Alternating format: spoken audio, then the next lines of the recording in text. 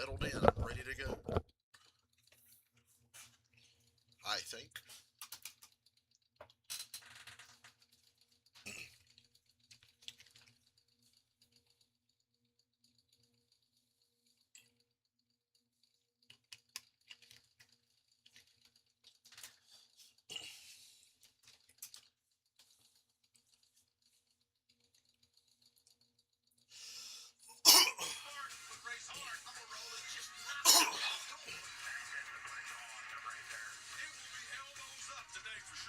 What Brett Doherty's voice I heard?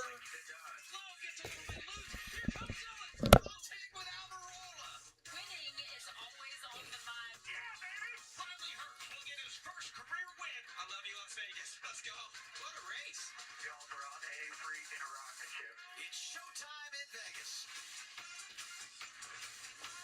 And for Sheldon Creed, it was an adventure just getting to the racetrack. He and his family stayed out west to visit Disneyland, and in the chaos of that family road trip, Sheldon forgot to fill up the gas tank of the rental. And on the drive from Anaheim to Vegas, ran out of gas on the interstate. You're seeing it right there. Sheldon said he was just driving along.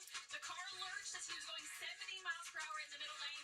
He realized what was happening, eased the car shoulder. You see him giving us the thumbs up right there. He had to trek to the gas station on foot, was able to get a couple of cans, but Dylan, let's hope he doesn't have the same problem here at Las Vegas on the racetrack. Kim, Brandon Jones and the 20 car are consistent front runners at mile-and-a-half racetracks. Vegas has produced solid runs, but no wins yet. They've qualified in the top 5 for the 3rd week in a row, but the goal now is to maintain that track position from the start of the day. They're going to be learning a lot at the start like everybody else, but liked their car this morning, so just want to stay ahead of the changing conditions. Beautiful day in Las Vegas for some racing. Let's get the command. Las Vegas Motor Speedway, here to say the most famous words in motorsports. Please welcome star of Paramount Plus series, Landman. I keep seeing this dude, and I've got no idea who he is. Las Vegas Motor Speedway. Jacob Laughlin. He was on that damn Ram Race for the Seat show, too.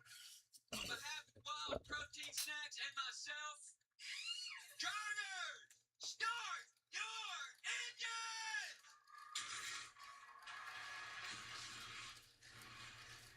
All right, in a city built on odds, drivers going to spend 267 laps trying to beat him. It's wide open racing from Las Vegas. Not 267 laps. This race 200 laps. 267's tomorrow, lady.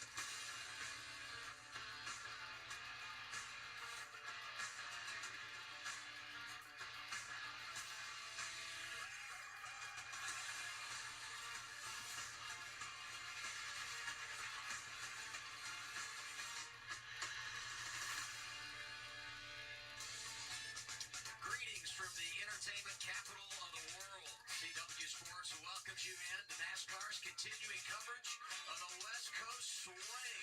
We are live in Las Vegas Motor Speedway. It's race number 5 in 2026 of the O'Reilly Auto Parts Series. And here we are in the broadcast booth, everybody, with Parker Klingerman. I'm Adam Alexander. So it's race 5 on the campaign, the first at a 1.5-mile track. Right, and we're going to have 8 of these this year, the most on the schedule since 2021. But who was the best at this last year? That's none other than 2024 champ Justin Allgaier, who led in every single category. 2 wins, 4 stage wins, 4. A lot of double duty guys in this race. Allgaier, Custer, Briscoe, Larson, and Connor Zillage. You're most likely going to have Justin Allgaier, who, by the In case way, you've been living under won a this rock, race last year and just won Justin last week. Allgaier's driving the 48 tomorrow. Alex Bowman's still recovering. Kind of surprised they didn't give Alfredo another run. He's going to have to beat his teammate for the weekend. That would be one Kyle Larson starting on the front row, Jamie. Yeah, I love everything Parker said there. The one thing he left out is that Kyle Larson wasn't in any of those events that Allgaier was putting those stats up. And I just think that you have to take him if he's in the field. He's won 2 of his last 3 starts in the O'Reilly Auto Parts Series. Talked to Marty Lindley earlier today. They didn't have the best car in practice, but he felt fairly confident they were going to be fine in the race. Always entertaining when Larson comes to play. Fun to watch. And he missed the pole by 1 spot. Yeah, that Bristol race last spring sure was entertaining. Oh, wait, it wasn't. Today, let's dial up driver 41. Let's see if we can chat to him. Always entertaining, Sam Air. Hey, Sam, it's Parker and the boys up the CW booth. You got me? How's it going? Doing well, but not as well as you. You got the pole, but we've got a hot, slick racetrack ahead of us. How do you keep that thing up front all day long? Well, you know. We cut in on their running pit road. Adam. Great timing. Real quick. Certified NASCAR on Fox moment, but we're on No, CW. we're trying to cut in. I think they might be running it right now. We'll let him go, and let's go. Yeah, leave the man alone. In fact, we qualified earlier today. Mayor on the pole, 6 poles at 6 different racetracks. Who else is starting up front, Jamie? Yeah, what about Raja Gruth in the 8th position in the car number 32 this week? This car has been in the top 10 all 4 races this season in Vegas. It's a great track for Raja. He got his first Truck Series win here back in 2024. And the guy that drove his car that he drives most of the time in this series, Connor Zillage, is back in the number 1 today. He's starting 17th. He's got 2 top 10s in 2 starts at Las Vegas, including a runner-up last October. If he can get Carson that car Quapple back, is in the he'll number 9 this week. yeah, and you're going to want to keep your eyes on Cup Series star Chase Briscoe. He's in the 19 car this week. He's won the races. The last time he raced here back in 2020, he's going to roll off 23rd. And back on our 4th page, the number 96, Dante Alfredo, qualified 31st. He's going to have to go to the back, coming off a 10th place finish last week at Phoenix. He has a pair of top 10s here in Vegas. We've been waiting for him to turn around. Last week looked like there was some momentum. They're going to have a lot of work to do today in that 96. If he gets up there again, he's going to put on a show, and I'm here for it. Alfredo coming off that great run last Saturday in Phoenix. Let's get an update from pit road. Before we go green, we start things off with Kim Kuhn. What's going on, Kim?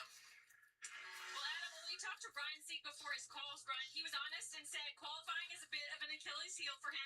Well, he was correct. What happens when you have slow cars? From the 20th position, but despite the challenge, This is Sieg's best there's not much concern 1.5-mile for racetrack, what they have though. in the race. In fact, crew chief Matt Noyes reminded me in this race last year, Ryan also qualified. I'd say Las Vegas, then Texas is Sieg's best chance to win a race outside of Daytona, Talladega, or Atlanta.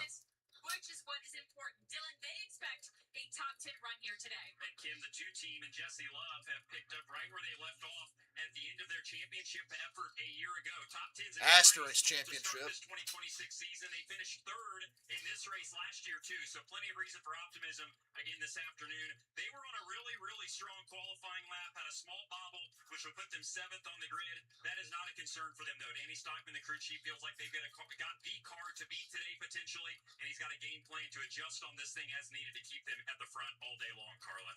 Yeah, Dylan, and Carson Quapple going on his 3rd straight week piloting a different car despite being in the 3rd different car in 3 weeks for Quapple, but same team 2 of those 3 weeks. And the Junior Motorsports number 9 today. With the team, bounces ideas off them, even when Connor Zillage is in that 1 car. Said it feels like home and credited Rodney children and helping create that atmosphere, which he said helps his mentality when he has to step into those other rides all throughout the season, Adam. No doubt Carson is winning the game of musical chairs in 2026. He's putting up good runs in every car he drives, though. So give Quaffle that. Now 00 Team Radio, presented by Starkey. Scan the QR code now. Here's Sheldon Creed. We're going to keep everything simple here today. I know you struggle with driving and keeping cars full of fuel. So we got a big old guy down here in our all uniform. He drops a put fuel in it every time he comes in here. So hopefully you'll be good all day on that. Yeah, thank you. Appreciate that. Looking out for you, bud. I love the sense of humor, but I hope it doesn't change JT. When the crew chief says that, it can backfire. A light moment from JT as he jabs his driver, and a great report pre-race on what happened this week with Sheldon and the family. Pacing the field today is a Toyota. That's a Toyota Camry out front. Mention the fact Sam Mayer won the pole, takes the inside lane, second pole of the year. And to his right, Kyle Larson. And we see that inside lane be dominant here on the restarts and starts. The reason being is just less distance to get to that turn one. There's a ton of space there. The track opens up the turn one. We are coming to the green. Looks like we're flying solo today. I think that could change today, though. Coming to the green. Hitching that guy down on the bottom. Las Vegas Motor Speedway. I'm going to get there one of these days. One of the best is on the outside of the front row. The one thing I would never trust here is Larson on the outside. He's liable to make anything happen. We're ready for a 300-mile drive to the pay window in Vegas. Put the green flag in the air and turn them loose here. Great launch on the inside line. Larson really didn't go much at all, and now the whole field fans out behind him. Larson's already slipped back to fifth before we even get to turn one. And the Haas cars pull ahead.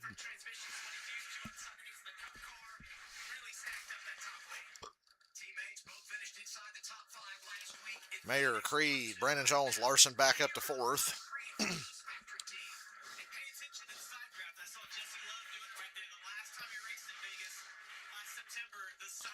Jesse Love was my pick to win this race.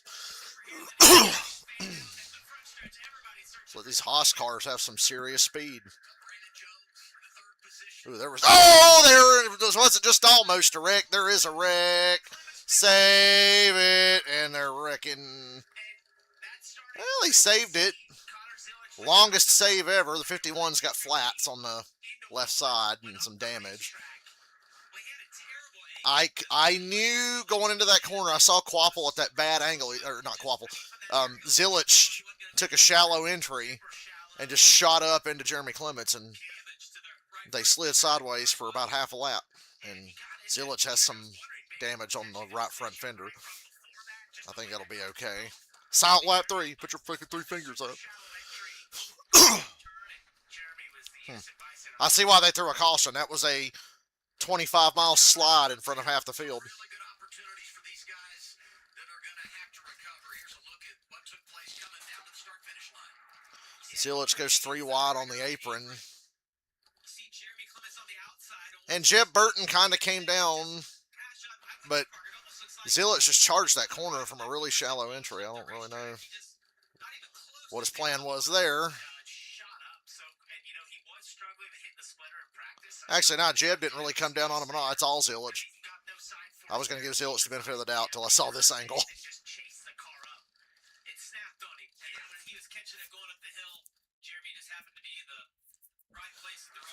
Clements appreciates the caution with those flat tires. Making his 535th career start here today, matching Jeff Green for second on the all-time list. But he's a part of this early incident. Lap 2, and the wheel lines are on. Back to Sam Mayer, your race leader, as we're underway here. Not just any caution lines, the Wheeling caution lines.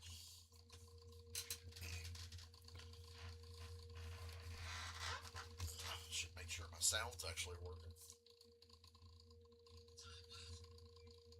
Yeah, it's working. Thought so.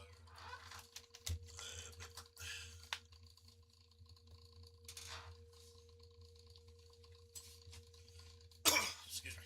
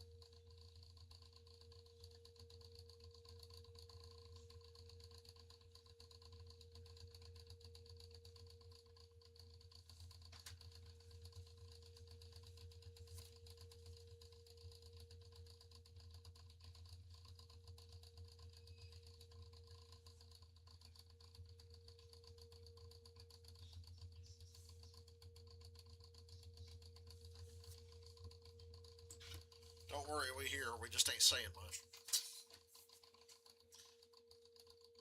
Couldn't even get going there before Zillits did something dumb. Was that karma for him being so hard on Corey Day? We've all been hard on Corey Day. Oh, give me a reason to go back to Las Vegas. One of these days, I'm going to go to the race there. You know, last year we had a crash lap 1 in the spring race at Las Vegas. This year we may get kind of a trend until lap 2. The Wheeling caution lights are on. St. Wheeling emergency lights and sirens. You see on the safety vehicles here at the track are protecting first responders and communities all across America. One of those involved in this early incident, Connor Simmons. You mean the guy who caused the early incident? Yeah, early incident involving Connor and Jeremy Clements. Let's get some Starkey in-car communication to hear what Connor had to say. I feel okay. I got really loose under him there. That's my fault. Yeah, we're looking at the pictures here. It looked like just a tiny bit on the right front fender. Yeah, that's all it was. These cars are resilient. You guys, your assessment. They talked about that damage in front of that right front tire. They did check the tire for any cuts. Tire looked okay. And the good news is the damage was not big enough to bring out the bear bond. So, tough start to the day. No bear bond needed on the one car. It's so interesting when you get damaged these cars. Mayor, Creed, Brandon Jones, Jesse Love, Larson and Sammy Smith in the third row. That little bit of damage there, but let's get a read on what they have here, and hopefully he's going to be okay. And You see is Clements good? themselves on the track. Or are they making him go to the rear? Or I believe on the pit road, yeah. He owes NASCAR lap, so they're going to hold him. And then he'll rejoin the field. Up front for the restart, Mayer and Creed, teammates of the Haas Factory team. HFT leading laps at Vegas for the first time. Mayer once again. boy, this is weird. He's serving a lap penalty on the track as the field comes to a restart. Automotive, where car buying is easier, better, and happier. Green, green, green. Both lines launch a little better this time. I don't know what happened to Larson on the initial start. He's inside third row here. Jones got real squirrely. He does, and if you look at that second row, Austin Hill putting Corey Day 3 wide in the middle. the talk in the garage, Asking for trouble on that one. he's about to have the best car. See what he's able to do here on this restart. See going down to the bottom.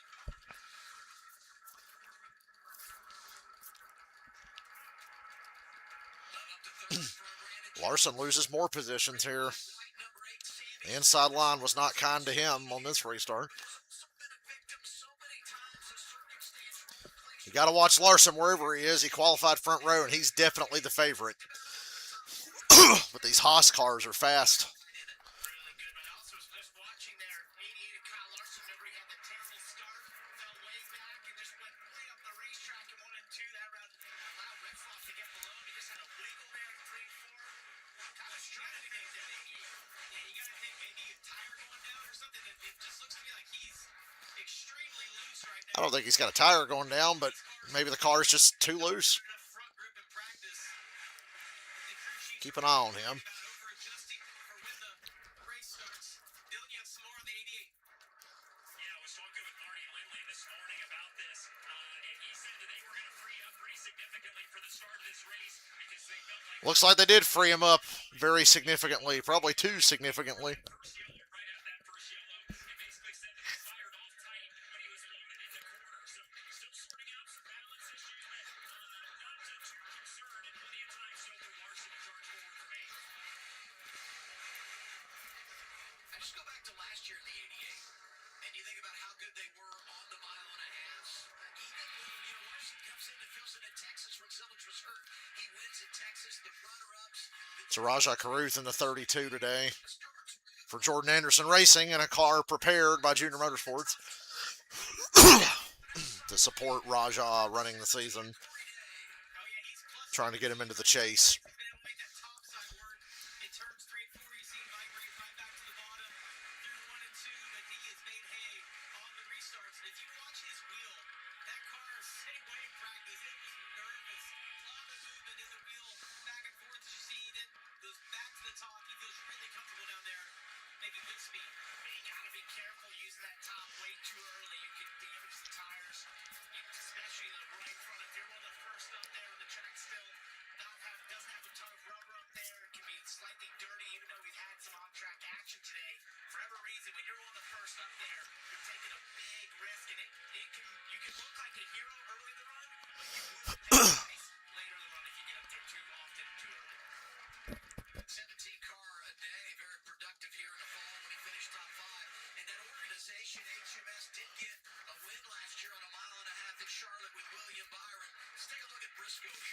What happened with Briscoe? Briscoe, you see the very top of your screen. The cars he's able to go around, everyone in dirty air. He just commits to that top side. Oh, that was a nice move. If you're in that position, look at the momentum. That's 4 or 5 cars there in one corner. But you know, he made all that ground up. But guys, the one thing that I saw, Dave was able to actually get back by him after he passed him on the outside. You see now. Everybody playing it safe on the bottom. Like they said, it's a little easier on the tires if you run around the bottom. And the whole top 10 was just choo-choo train in there through 3 and 4. Seconds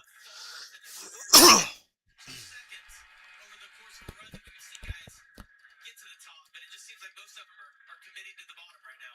Let's give it some time. This place goes through a lot of changes and transitions throughout the race for whatever reason. Doesn't matter if it's just a sunny I'm very glad they made this a day race. Oh, we got a wreck down the back. Cole Custer and Austin Green. Something happened off of turn 2, and they spun down to the inside. Looks like they didn't hit the wall. And we have a caution. Second caution of the day. Looks a whole lot like the 00 of Sheldon Creed, but it is the 87 Austin Green. Yeah, and Sheldon Creed's running second, Adam. So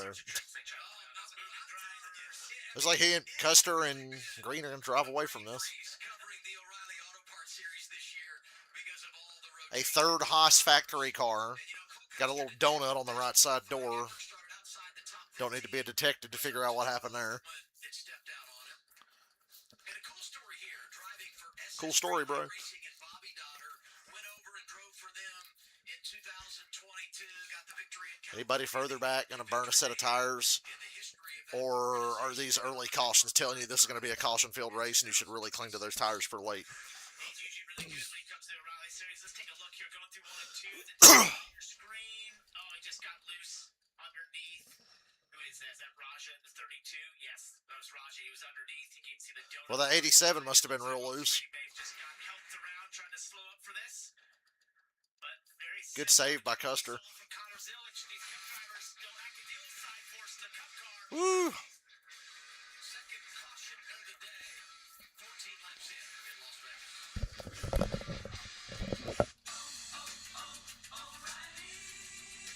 Auto parts.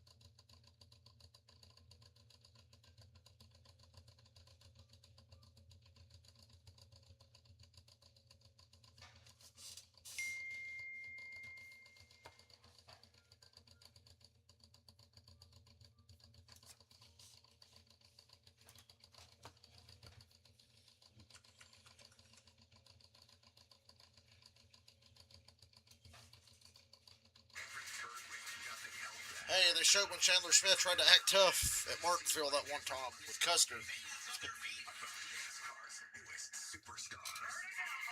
The NASCAR O'Reilly Auto Parts Series. Next Saturday from Darlington and Fort I hate I ain't going to the O'Reilly Series race next week.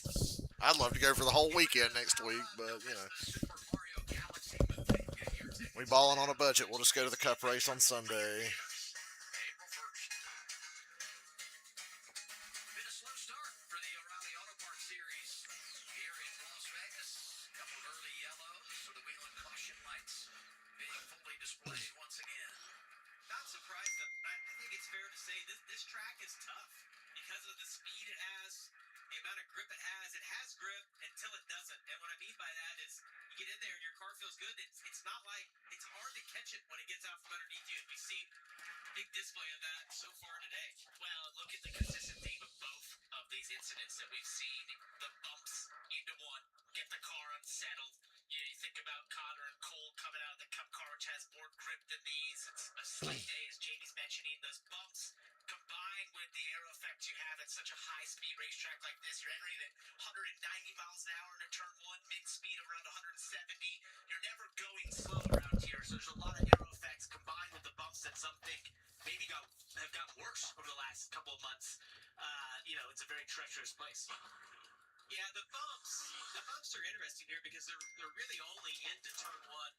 And if you could get a little bit above those, it's a faster line than cut back down. But man, when you hit those wrong, and we show video of that qualifying at practice, you see the car move. It doesn't look like much from the outside, but it's the car. It is a handful. The one thing I see in this shot right here, though, you see the shadows from those billboards. If the track gets hot today, that will be grip up there, being able to run in that. So turns 1 and 2, it's tricky right here.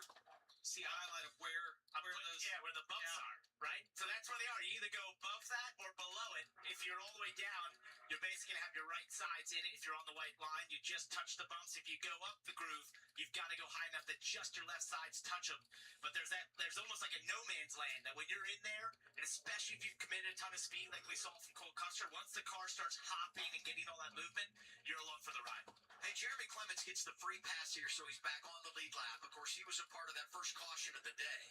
And also want to pay off, you see Chandler Smith leaving pit road here. He and LeVar Scott also got together, and we didn't see that in the initial replays. Oh, there's a whole part of the Zilich Clements deal that we didn't even notice. 2 cars wrecking in the back. Poor LeVar Scott. You see a wreck in front, like Chandler probably sees that. LeVar does not. The spotter, one says it quicker than the other. Parker, I think you'd agree with me. When a caution comes out and you see something, the first reaction is look in the rearview mirror and see like how quick are they closing in on me, because like sometimes that's what happens here. It just happens in racing in general. You slow down, the guy beside or behind you doesn't. I even tell people on the road, if you have someone checking up in front of you on the highway, look in your mirror as you're doing it. Oh, yeah. Let's give him a little Kyle Larson radio age right now as we get ready for the restart. Yeah, I don't know if I'm looking or not. If you have to slow down. Larson's talking about his car like it's pregnant.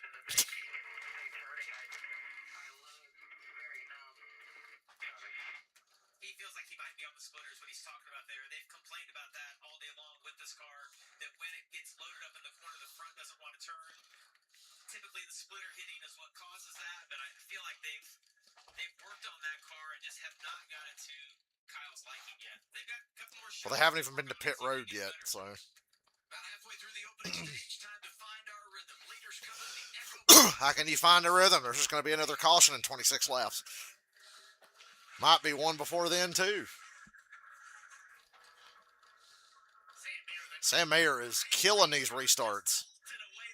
And Briscoe again, the 3 wide around the top on the restart.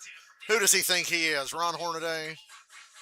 That shit's working. Oh, he almost run over the back of the 8 car. Briscoe is ripping the top and gaining 3 or 4 spots every restart, working his way to the front. He'll be a factor in this race, I think. Almost won the Cup race here last fall. Briscoe, remember, he finished second to Denny Hamlin. Wow, Larson's car really stepped out on him into turn 1 that time. I noticed that.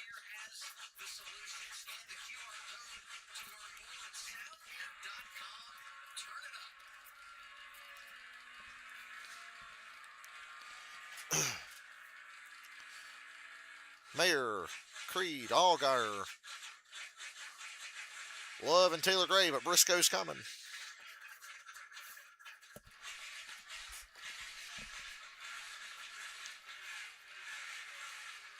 Larson 3 wide in the middle there. Oof.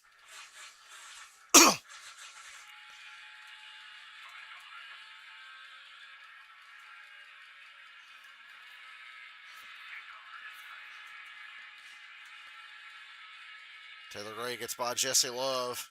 You can see the two wiggling off the floor. Briscoe takes a run to the inside. See if that side draft pulls him back. It did.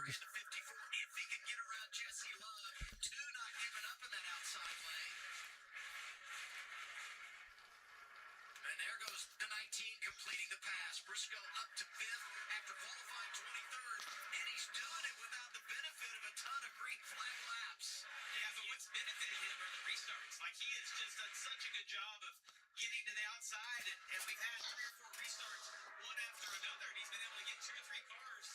I'll tell you what, he's going now. I didn't think his car looked that good when the race was kind of settled out a few laps ago, but it's come to him right now. Yeah, but look how he's doing it, right? Using the outside lane, first one up there, ton of grip right now. We'll see how that pays off on the long run, but definitely utilizing just the upside, the top side in 3 and 4, just running the wall up here, getting monster momentum off the top and driving by people more beside him. What about it, Dylan? Yeah, give me a Toyota driver update on our Charger here so far. He's actually reported that he was a little free, at least he did earlier in the start of the race before this most recent yellow. So that's at least given him some maneuverability to drive around these guys and kind of go where they're not. So I saw him before the race. I said, what do you think? You guys going to have a good shot at it today? He just kind of laughed. He said, I just want to go out here and have fun. I think if we can get to the top 10, that's pretty good. He just hopes everybody has fun. This is a really competitive race too. That top 20 is fucking stacked. All the way back to 20th, there's like cars I could see winning this race. But we all know the Haas cars are fastest. And I'm starting to like how I see Briscoe and Allgaier running. Mayer's driving away. If we can get a long green run, Mayer would have a real big lead by now, I'm sure. Qualified 9th, trying to get second away from Sheldon Creed. The exact opposite approach of what we've seen from Chase Briscoe is Justin Allgaier. Biggest surprise is Larson struggling by his standards this early, especially because he started on the front row. Around this track and through the corners, and this is what one Jesse Love was my pick. He was so good at He's all right right now. wrapping the corners, doing that once again here. And for whatever reason, over the last couple of years, it's just been the predominant line at this place, and he does it really well. And get to see him run the bottom like that tells you that he likes the way his car feels. As you see Sheldon Creed move up the racetrack, when you move up the track, it's almost a little bit of a crutch for whatever balance you're fighting. Typically, if the car's not turning good enough, you'll move up and you can find some grip. And Justin being committed to the bottom tells you he likes the balance of that car. I mean, it just stands to reason. If you're racing at Las Vegas in the O'Reilly Auto Parts Series, 7 is going to be good. Justin always outstanding here, Ken. Yeah, and Adam, discipline is going to be the word of the day because we've heard Parker use it multiple times. Wow, his car looks loose in the corner. When I talked to crew chief Andrew Overstreet this morning, I asked him A little too much there. here, and he said, in fact, that he can stay disciplined.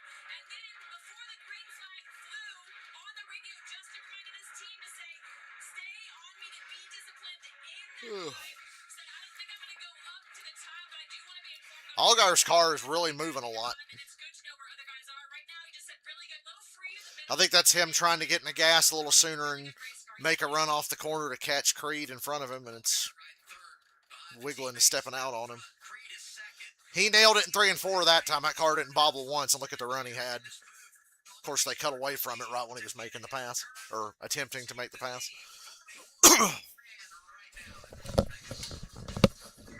Get ahead of your curve. Explore corroding disease treatments. Get ahead of your curved wiener disease.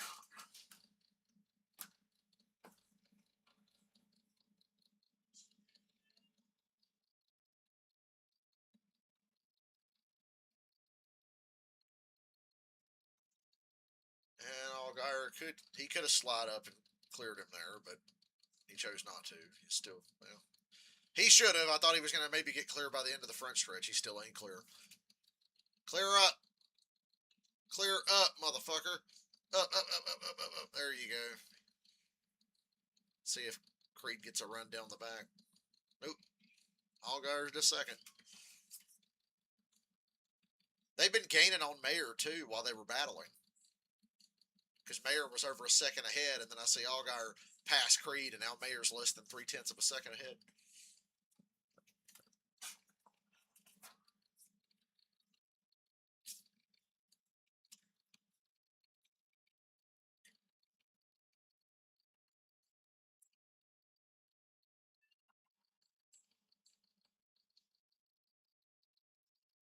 Oh, I got to tell y'all, I was not prepared for how much harder that 2K was going to make WWE 2K26 this year, and I know why they made it harder.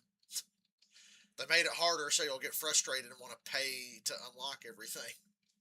They made the game way harder.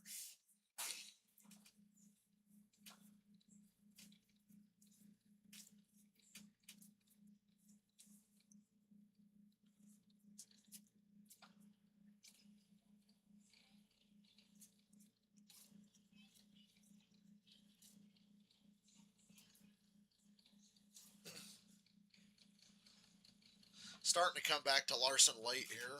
He got by Brandon Jones. He's working on passing Corey Day. Don't go to the outside of Corey Day and make sure you pass him on the inside. You know what happens. You go to his outside.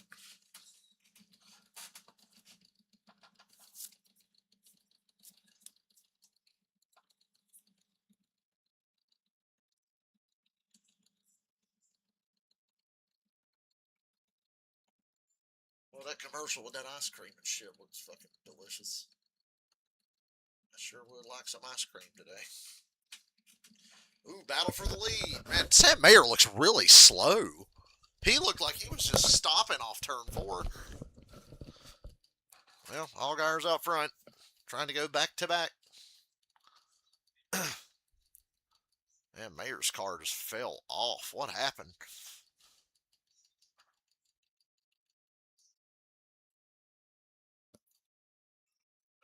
Coming to 10 to go here.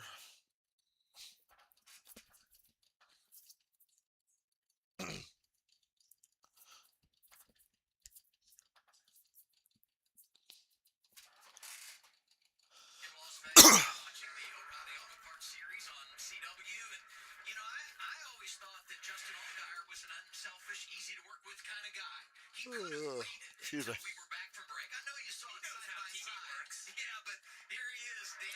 Why is Sammy Smith 21st? And Larson just passed Corey Day for 7th. Clear, Larson, clear.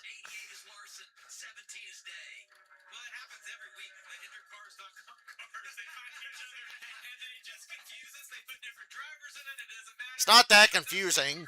The 88's always got a red roof number, red splitter, and red spoiler.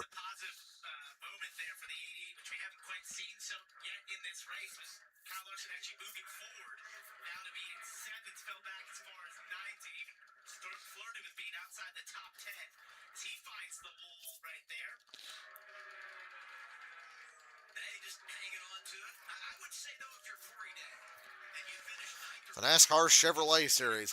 You know, if it was the opposite, and there was like 30 Toyotas in this race instead of all the Chevrolets in this series, people would be saying, "Oh, I ain't watching the Raleigh Series no more. It's all Toyotas."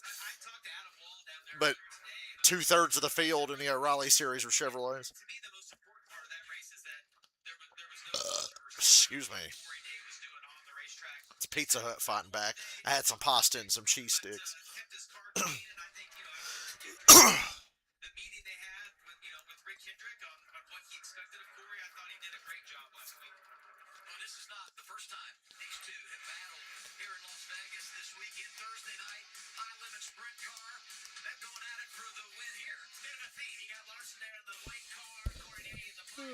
Ty Gibbs rolled in that damn race. I saw the clip. That damn dirt race. Corey Day and Ty Gibbs kind of touched, and Ty Gibbs went barrel rolling.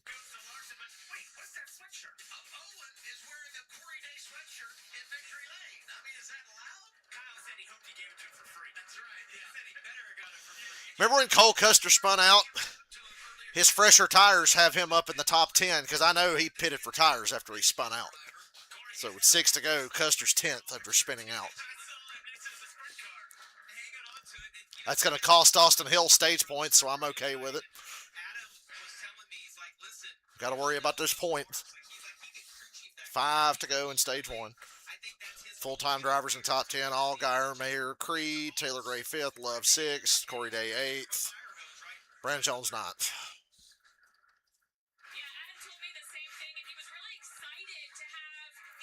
A lot of full-timers not going to get stage points here.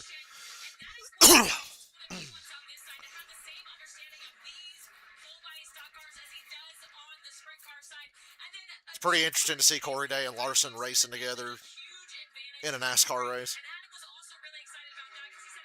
Briscoe for 3rd. Good long-run car for Briscoe.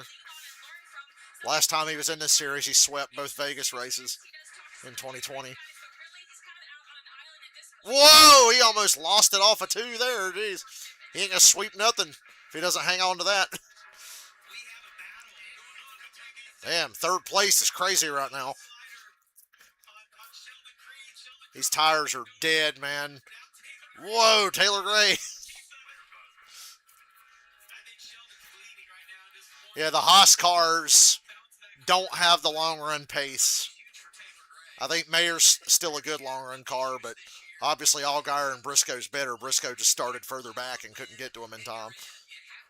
So I like Allgaier and Briscoe now to win this race, and we'll see if Larson continues to improve. They're finally going to get to go to pit road in a few minutes, in a couple of laps, and work on it.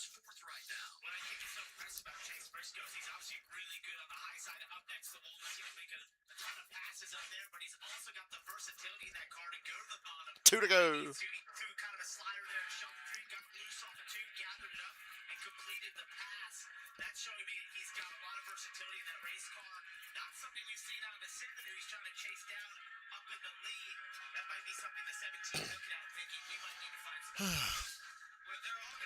Bell is running the truck race at Darlington. I didn't know that until just now. I will hate not being at the O'Reilly Series race next week.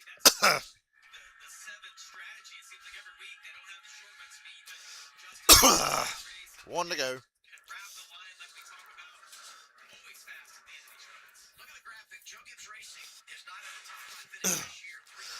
What the hell's wrong with my throat? Need some water. Some Gatorade Zero.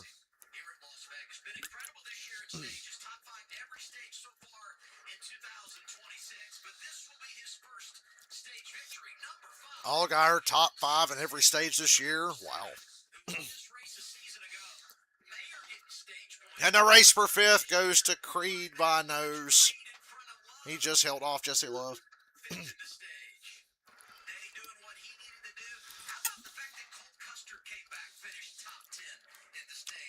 No stage points for Austin Hill. Yay.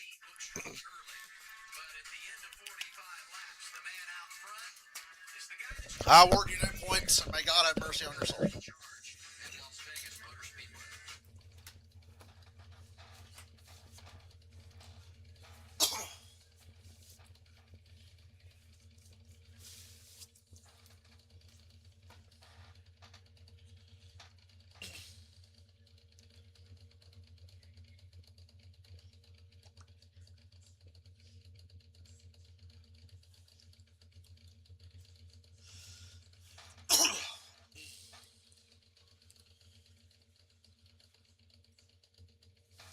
I would love to play 2K26 during the stage breaks, but the matches take forever now because the AI is so damn cracked.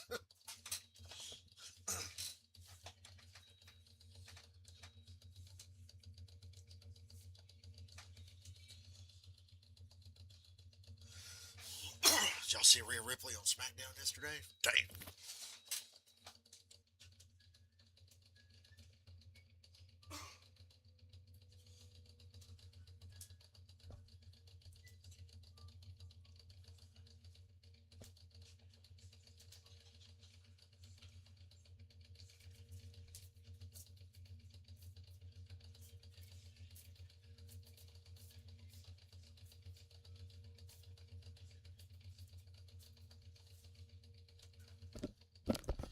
How was SmackDown? Randy Orton turned heel. Randy Orton turned heel and beat Cody Rhodes into a bloody pulp.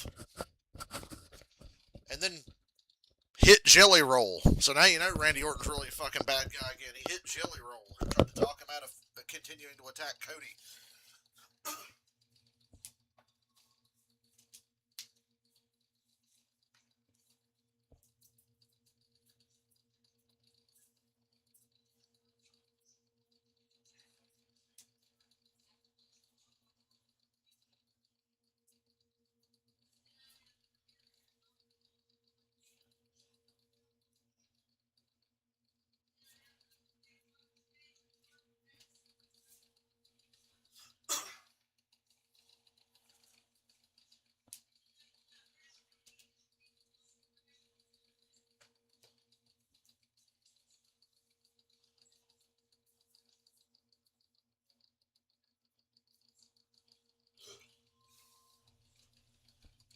I gotta tell you, man, 2K26 is so fucking hard. Brock Lesnar had me in here sweating. Because you have to play in the showcase mode, you gotta play the CM Punk Brock Lesnar match from SummerSlam 2013. Dude.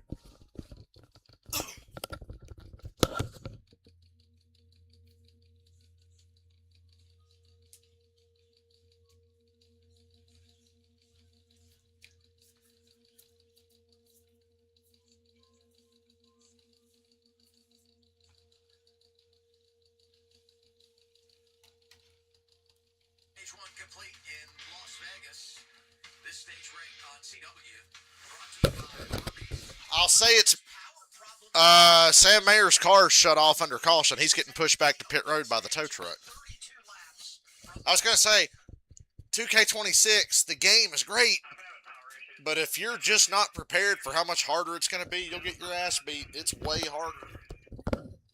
So what he was referencing right there is on there's a kill switch on the steering wheel, but it sounds to me like maybe it's electrical. I mean, it's hard when they say. I think Mayer is having electrical issues for sure. There's a couple things on fire, and there's a couple things you could do. Damn it, Dylan, you lost us money. You had us on the Sam Mayer train, and now look what happened. Which you can hopefully He'll be all right, but I don't know if he'll be able to recover and win. Sam came on the radio and said that's not the case. There's a bigger issue here. So While pit road's closed here, I think. Neck down so they can get in there and start fooling around on the dash and see if they can find something. Maybe try to replace that switch. Sometimes that's something that's just gonna go to a different steering wheel, maybe possibly. Make that built in. This team I dread the next damn match in the showcase. I got to play the Roman Reigns, Seth Rollins, CM Punk triple threat from WrestleMania last year, and I'm like, dude, I can barely handle one opponent in this game. How the fuck is two other opponents gonna work? And it felt like maybe today they were going to put it all together. Qualifies on the pole, leading all those laps early, and now this. Definitely, but it's got power, obviously. It's got power, right? Being able to crank the motor, it just won't fire. Progressive pit road is open. All guys are leading them down. Let's go to Kim. Yeah, and his crew chief Andrew Overstreet reminding him to be a little bit conservative because we see speeding penalties often here. He's going to land in the box. He said the ride quality is great. Just need a little. That curved pit road creates speeding penalties. In the center, he just needs When guys kind of cut the turn on pit road, it's like they go a little faster because it's speed over distance. How they measure pit road speed. So I'd take that long, wide arc around the edge of pit road.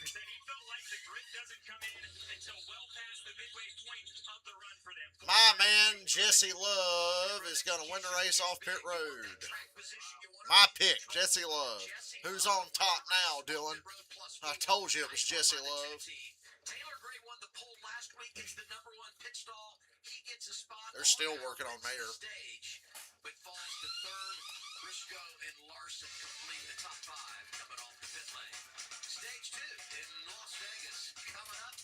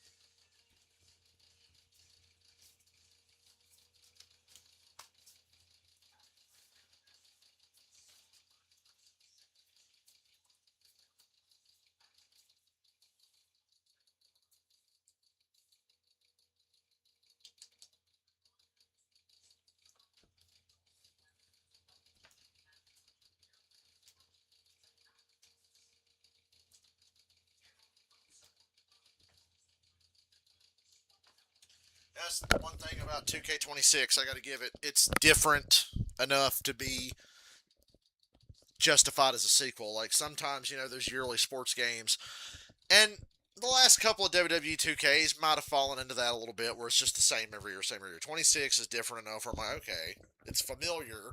If you were good at 25, you can pick up 26 and be fine, but you've still got to get used to how much tougher it is, how quicker you have to be, how you got to manage your fucking stamina and reversal shit. Like, shit's got hands.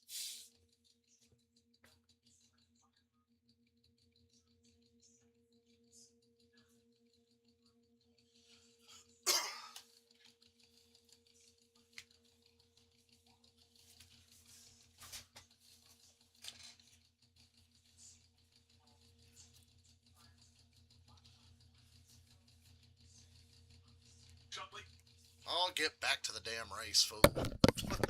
I think this is going to end up being a good race. It's hot and slick. It's what these cars are perfect for. NASCAR on the CW is brought to you by Ace, the helpful place. Progressive, save when you bundle motorcycle, RV, and boat insurance. Visit progressive.com. And by O'Reilly Auto Parts, your professional parts people. Getting ready for stage 2 in Las Vegas. The wheel and caution lights are on. And Sam Mayer is going to the garage. Wheel and emergency warning technology used by police, fire, and EMS vehicles across America. Trusted every He was good enough to win. Who protect us. And as you can see, Sam Mayer second. And in this format, this could be devastating. Let's go downstairs, Dylan, with a special guest. Yeah, with the Grand Marshal today, Jacob Laughlin, who gave the command. So if you watched Landman, you certainly know who this guy is. He's a real race fan, though, too. We see him at the Chili. Well, what about Ram Race for the seat? Hardcore race fan. So what's been the coolest part of the experience for you today? Obviously, got to give the command, like we said, and get to see this from kind of the down low perspective. Yeah, well, I mean, this is my first time to a NASCAR event, and it's absolutely insane. I have to thank the guys from Wild Protein Snacks for bringing me out. Also, they have a great product on the way. No, this is absolutely incredible. It's an honor to be Grand Marshal and be able to do this. I'm just happy to be here, man. Yeah, glad to have you here. He's a racer, too. Used to race micros when he was younger, so knows what it takes to go fast here, guys. Really, really cool. Love the show. Love that he's here representing. Very cool. Jesse Love, Taylor Gray, Justin Allgaier, Briscoe, Brandon Jones, and Kyle Larson.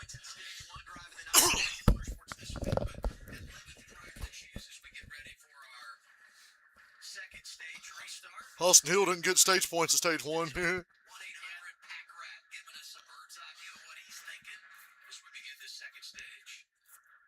will be the first start or restart without Sam Mayer really leading the charge there at the front. Obviously, of his issues, unfortunate for him, but now see what Jesse Love has starting on the front row on the bottom. Allgaier, who won the stage. That is a bad crowd, even for a Raleigh Series stand. The track looks fucking empty. Am I watching a COVID race? That's how empty the place is. Big push from Allgaier there on the bottom. That gets Jesse Love out front. Larson 3 wide in the middle. 3 wide in the middle. Seems like it's been working better down in 3 and 4, though. We'll see if he can generate the momentum he needs.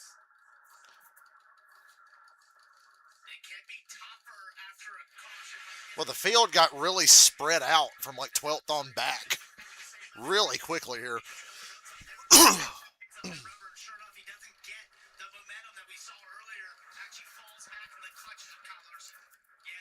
Ooh, Allgaier there. He looked like he was going to be like Zilich earlier. Slides back into third.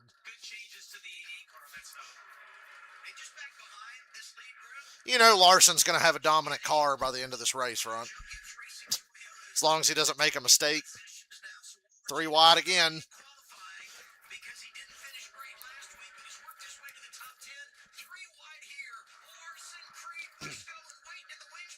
Still 3 wide. Now they're not because Creed kind of slipped back. Larson slides in front of Briscoe.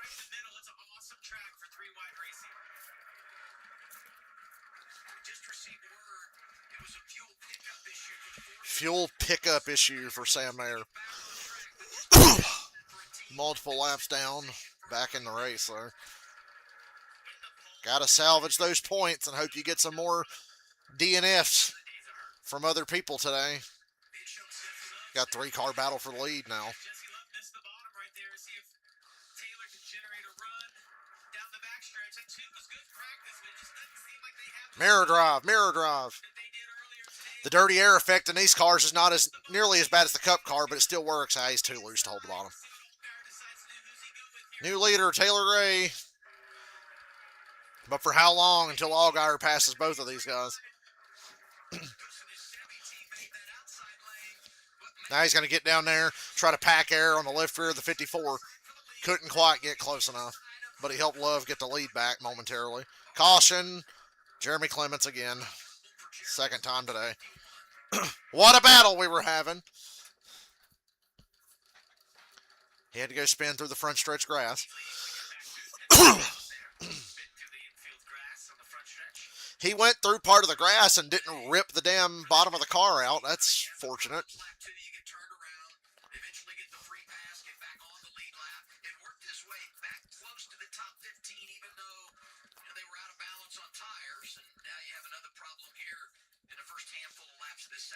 Go back out there and do it again, man. He is lucky he didn't just rip this damn car to pieces here, going through the grass like that. Remember when Reddick flipped here in the Cup race a couple years ago? Woo! That was lucky for the 51.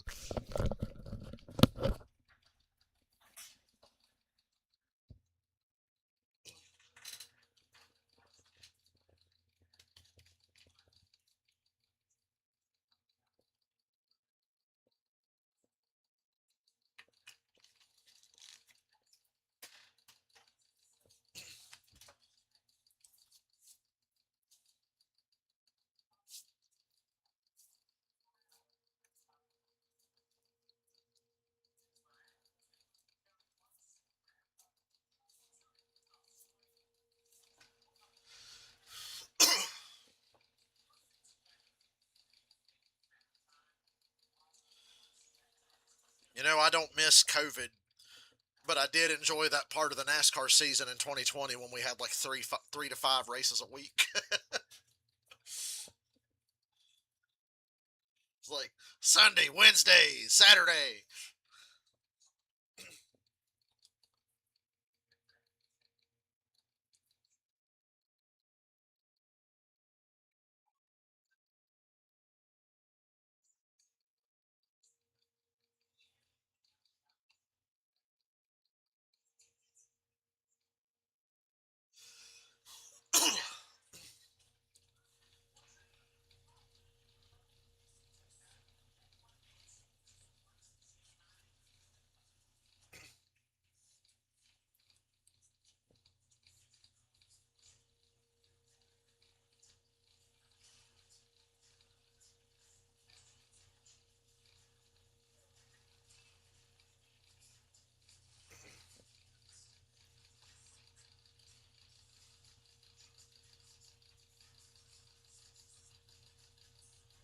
What's up, Alex? I got WWE 2K26 on Switch too, and man, it's a hard game. It's so much like the previous WWE games, but they've made the AI just insanely aggressive.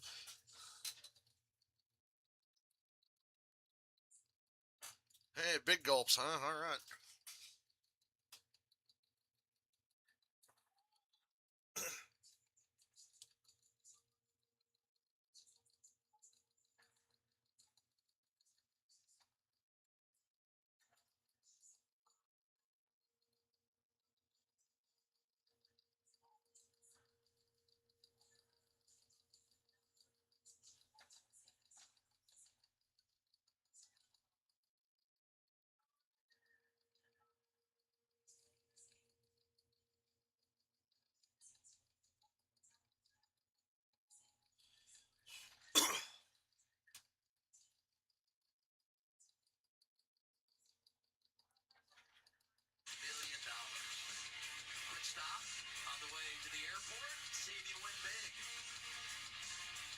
like that.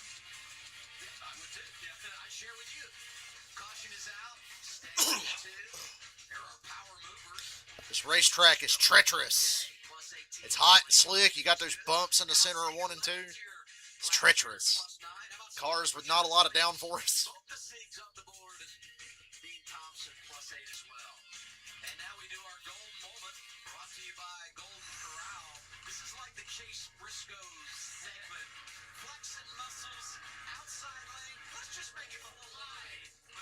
Around the outside, but it didn't matter if it's the outside, the inside. He was just making passes and finding a way by other cars. Most of them were up next to that wall, but he could go anywhere in that 19 car. It was mightily impressive watching the first stage. I think he put a couple people on notice. If he can get to the clean air, he could be very fast. You know, we went to break, and I questioned who was leading the race. Timing and scoring at that time said that it was Taylor Gray. He and Jesse Love were going back and forth, but you revert back to the last timing. Jesse Love still the leader. So he is in control. Thanks to the scoring loops at the top of caution.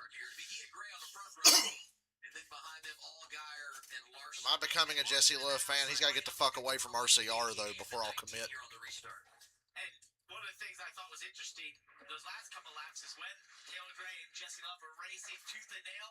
It's not like I see Connor Zilic towards the front of the field now after a rough start today. Come on strongest, that's late in the run, on the long run. We saw that before. That veteran discipline of just taking your time and let them sort it out. What about the race leader, Dylan? Yeah, they've haven't been perfect here so far. Jesse Guess we feels waved like off the they maybe hit on restart. the splitter a little bit, and also don't feel like that the corner is connected as well as they like. So a lot of times here it seems like we hear loose in, loose off, and then tight center. So they're just trying to piece all that together now to let this car wrap the bottom like they want to.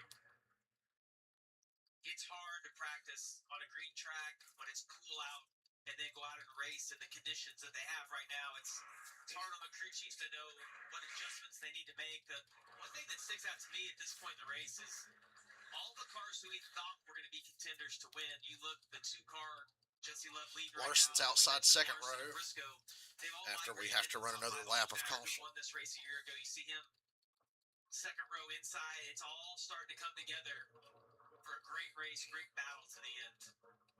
Cremo's rise to the top, right? Is that just come up with that? That's what my grandmother said. It's not an old saying, right? Obviously, NASCAR added a lap, didn't have everything exactly where they wanted it, so we'll go one more time around, and then we'll get the restart. Already working caution number 4. One of those, obviously, the stage break to end stage 1, but had a few more moments in this race than we normally do, stage 1, stage 2, in recent history. By the way, the free pass did go to Sam Mayer, so he goes from 6 laps down to 5. That's the good news for him. Bad news is Clements goes a lap down when he has the spin, so he would be in the free pass position. I thought maybe Mayer was in a spot where he could get on a run and have another one of those great comebacks, but he's going to have a little bit of help here. How many did he make up in Atlanta? It's 3 down. 3 down. I think we might have a little bit of debris they're talking about on Jesse Love. Get that trash off the 2-car. Use the pace car. Get the trash off the grill.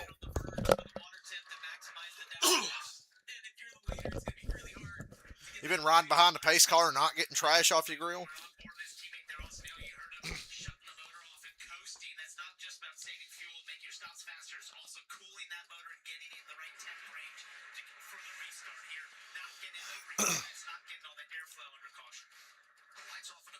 So we'll go green this time. Field is set for the Echo Park restart zone. Echo Park Automotive, where car buying is easier, better, and happier. Love and Gray on the front row. 27 to go, stage 2. Green or green. Whoever gets to push from Allgaier on these restarts seems to go the farthest. And it's Jesse Love again. And then Allgaier, great move. Shoved Jesse Love out front, shot to his outside, and got on the right rear. Oh, Creed stacking him up in the middle. Great camera work, CW. Just kidding. He says sarcastically. Thought there was going to be a big wreck there, and they would have missed it. Custer ripping the top.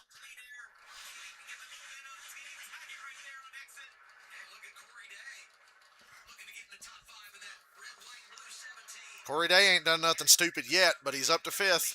Give it time. and the one car's right behind him. If that one car tries to go by, I'm sure he'll fuck up and wreck it again. That's what he does. He wrecks the one car. It doesn't matter who's driving it. Jesse Love just tried to park it in the center of 3 on the bottom, and Allgaier again can take his car anywhere, goes to the outside, and he's going to take the lead back. And he's bringing Chase Briscoe with him. Yeah, Love's got a top 5 car, but I don't think he ain't got a winning car right now. It's definitely Allgaier and Briscoe.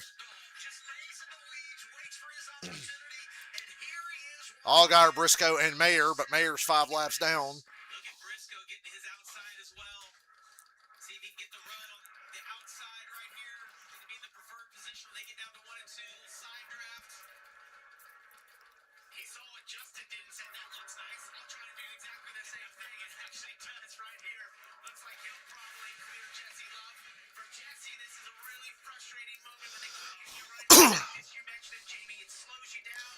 He's going to lose 2 spots potentially on this lap with Taylor Gray getting the outside, and there's nothing you can do to combat it. You just have to try and gather back your He just got to take it like a bitch.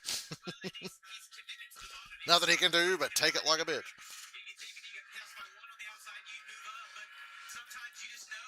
You're like, listen, I know I need to be on the bottom right now. It's where the most grip is. Whoa, Jesse. Whoa, Jesse. Hang on. That didn't work. At least it didn't wreck. How was Corey Day driving away from Kyle Larson? Lost some momentum. They're able to drive right through there, complete the pass. Yeah, they're not love. And the way things finished last week in Phoenix, wins the stage, leads over 100 laps. Couldn't get the victory, finished second. Here he is today in position, but can't quite get over the top.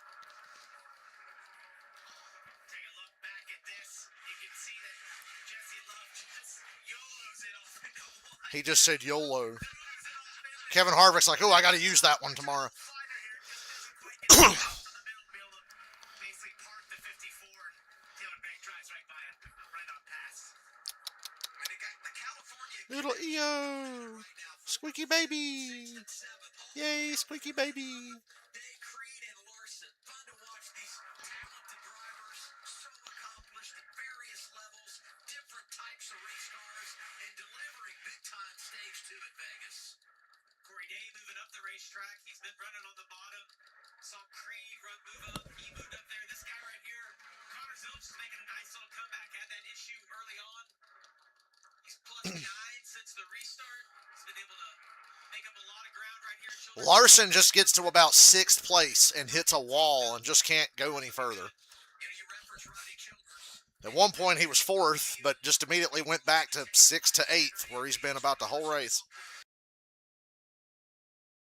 We know the Childers history. I bet if Larson was driving that 17 car, he'd win, though. Look how fast the 17 is. Happen for Zillage. Well, in the past couple of years, Larson would show up and drive that 17 car and just dominate. Whoa, whoa, whoa, Corey, hang on. Slide for the 17. Corey Day's still sliding. He ain't done yet. Creed had a huge amount of Larson would win in the 17, I'm certain of it.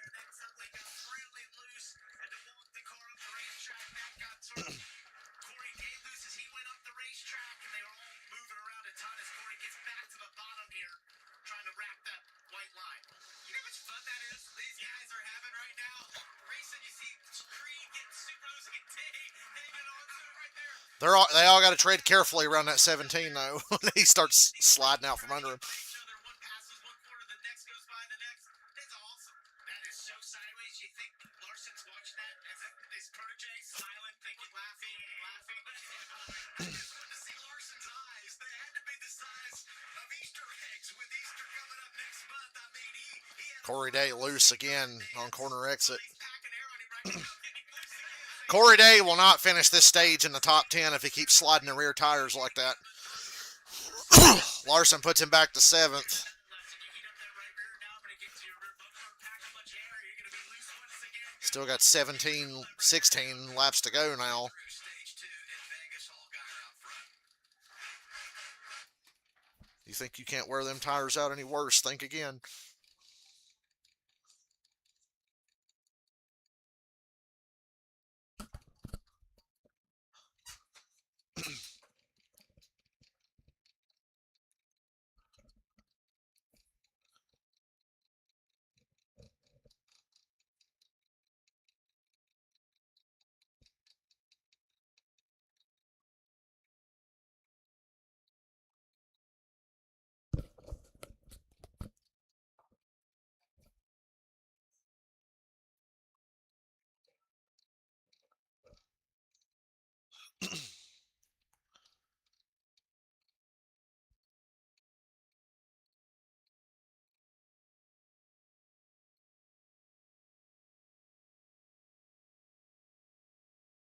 Larson trying to break past the 6th place wall.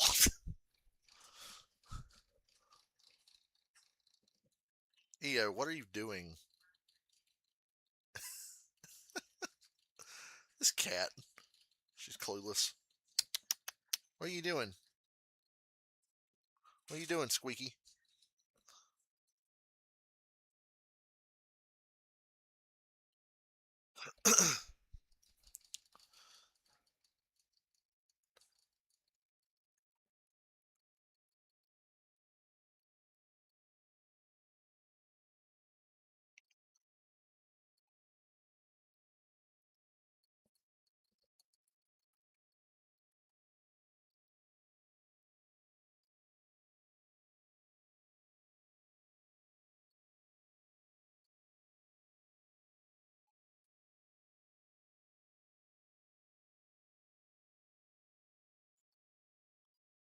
All is calm right now through the top 10.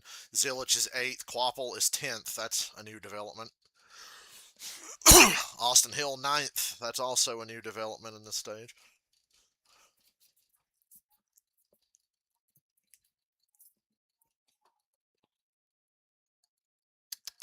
Get out from there.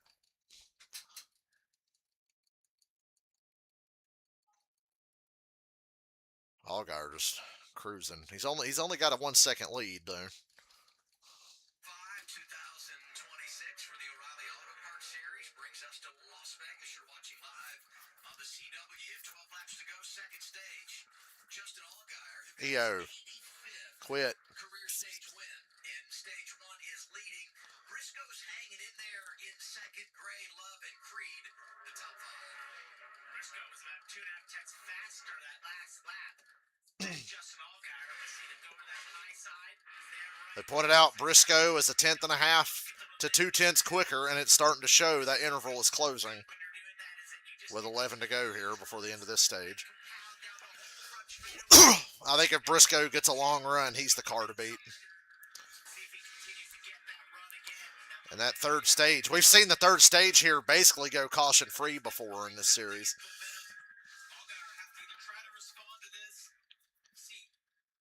Briscoe showing up, playing to win.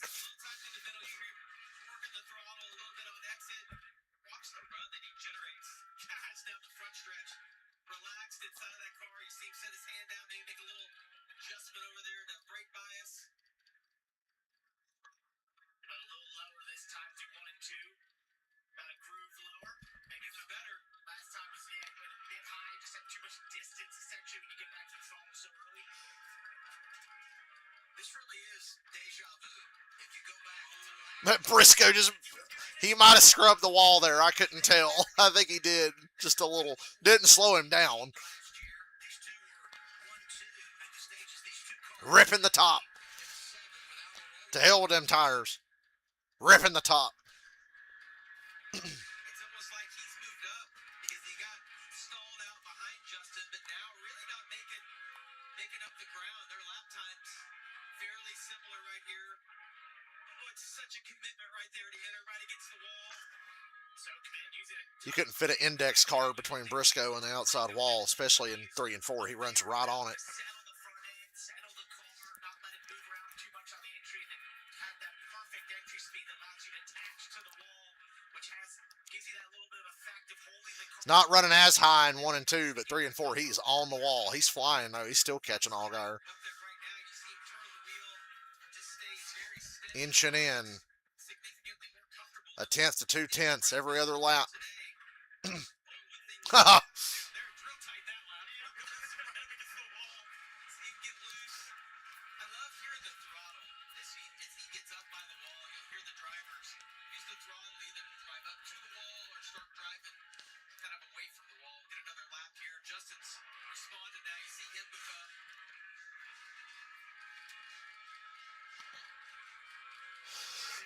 Little radio there, talking lap time, where everybody is with 7 to go in the stage.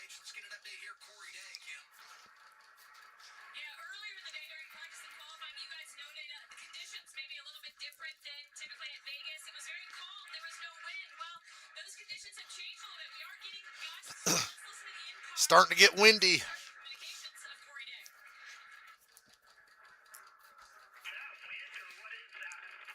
Yeah, copy that. So my two back to the middle now. So you heard Corey asking, is that in fact flags The are wind is not helping Corey Day. on, the pit bosses are starting to billow. So Parker, what kind of Tie everything down. car I was watching the 2016 race when the damn sandstorm rolled through. That was funny. That flag is a tailwind down the back. Big windy sandstorm rolled through the track during the race one year. Faster in the corner, it removes some downforce potential, can make you looser, and also when it gusts, the car will do something suddenly that you're not expecting, and you have to think, well, I did everything the same I did last time. What 5 to go. was the wind? The other thing that happens is that becomes a headwind into turn one, which means you have to carry Headwind, giggity.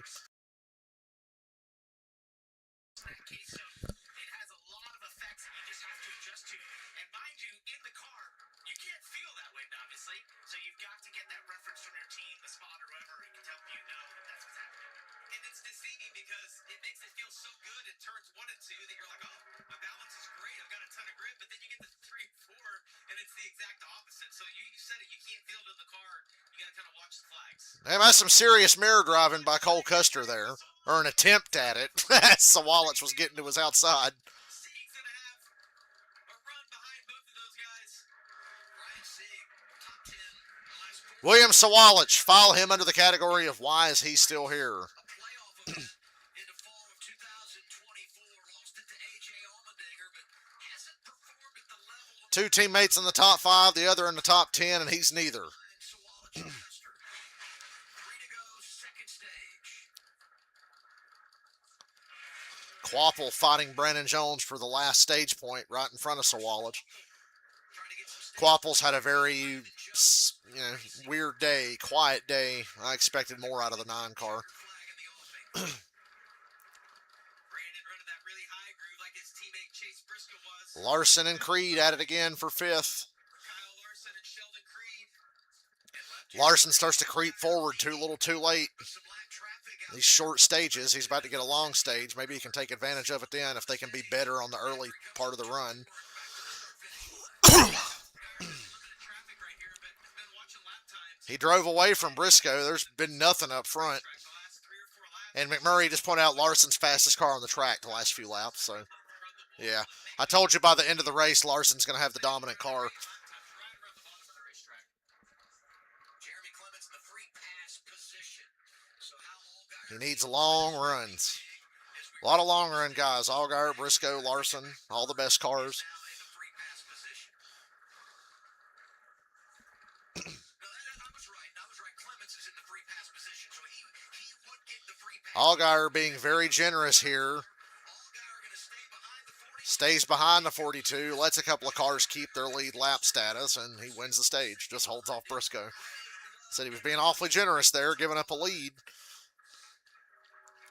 And the battle for 10th goes to Brandon Jones. Be able to stay on the lead lap. See, Sawallich sucks. He can't even get in the top 10. Points. Day does as well. Zilich in the top 10. Hill was ninth, and does get the final stage point. But it's his teammate who's handled things here so far. Justin Allgaier. Or did he? For Sawallich. 12. That was for 11th. Quapple was 10th for the last stage point.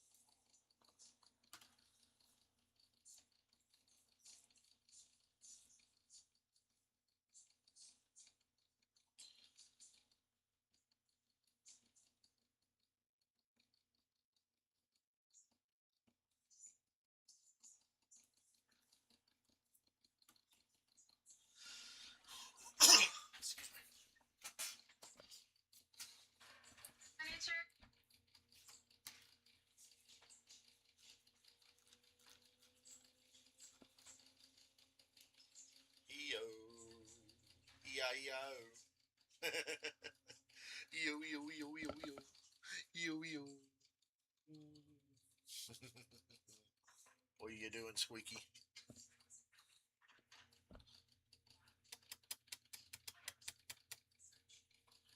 You silly. You silly EO.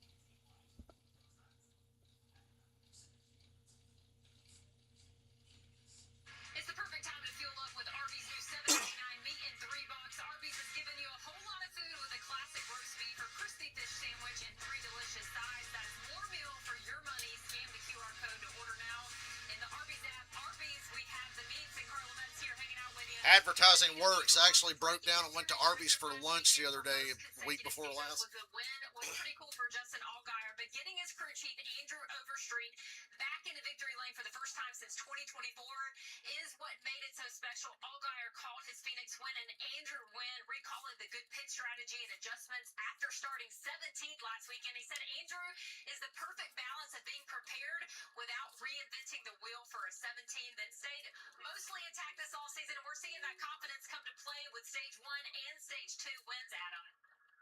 If I was a crew chief, Allgaier has swept the stages. Justin Allgaier, right? For some reason, it's hard to win the race after sweeping both stages. I don't know why. Andrew Overstreet all around. Just a great day for that team. Big win. And he's in charge here today. Allgaier in front. Briscoe, Gray, Love, and Larson. Jeremy Clements did get the free pass. He'll get back on the lead lap. Pit stops after stage 2. Progressive pit road is open to Kim. And Adam Carlin mentioned it, Justin Allgaier sweeping those stages, but that last adjustment didn't really help on the tight condition. Still tight center, slight vibration on the left side, needed more rear security. Crew chief Andrew Overstreet is going to make a small air pressure adjustment to get the front turning a little bit better for this next run. 4 tires fuel. Dylan. Chase Briscoe said he was super loose into 1 and tight landing into 3, which they thought might be due to the wind. So Chase's only request was to not tighten him up. Just wanted to be a touch better if they can. They'll make a small adjustment there. But if they kick over Taylor Gray at the bottom, said he started to build front grip too late, but can't be any more. Jesse Love wins the race off pit road again. A repeat. Love, Allgaier, Briscoe, Creed, Taylor Gray fifth, Zilich, Larson, and it's Austin. going to be Jesse Love plus 3. Allgaier loses 1. Briscoe up to 3rd. Creed and Gray, the last off of the pit lane inside the top 5.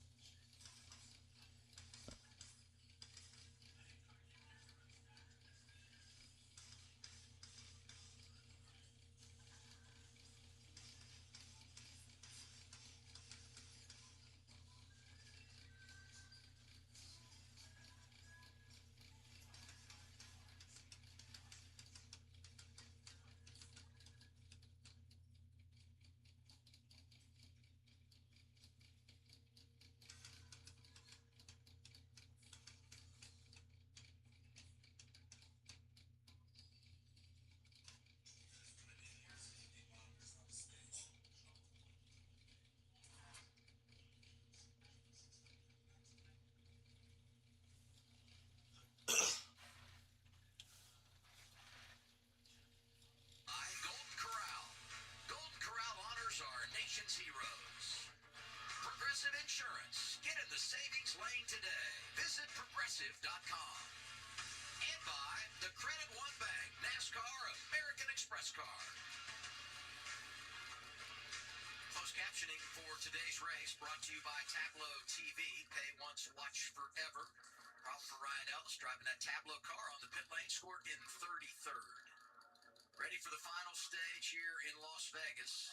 Stage 1, Stage 2, you can run through, don't need any fuel. This final stage, everybody going to have to be pit stop. You got All right, Jesse Love seems to have the best pit crew in the sport today. They keep getting him the lead here. they may be in a different situation, but the players up front But can he hang with Allgaier and Briscoe, especially on the longer run? by the two crew on the pit lane, he's in charge. All that and more will be answered right now. Allgaier to his right, row 2, Creed and Briscoe. Leaders heading to the 103 laps to go. Woohoo! on halfway Vegas. That's the best job we've seen. Allgaier picked outside front row. Great push on the bottom from Creed to Love. Hanging on the two's quarter panel. If the two can't clear Allgaier off of turn 2, it's over. Does He does. He clears him. comes down the back straightaway, make sure he doesn't have Gives him a chance to maybe hang on for a while. lanes covering out back to the bottom at 3. Excuse me. So quick. That second groove. Danny Stockman's made the right Clean air, Jesse. Clean air. for this stop. Gets the speed out of it. Win me the money I'm not going to get because I didn't actually bet on you. But it wasn't worth it. 3 and 4. Just lost a host of positions. But he went up there. Just doesn't have the grip on the restart. You see Zilic now going to the top. Larson had to look to the middle. Larson 3 wide. Boy, Larson has lived 3 wide in the middle today. Grip up there. I think it's just the new tires. They got so much grip on the bottom. He doesn't look as impressive. See, Austin Hill's got a good car all of a sudden.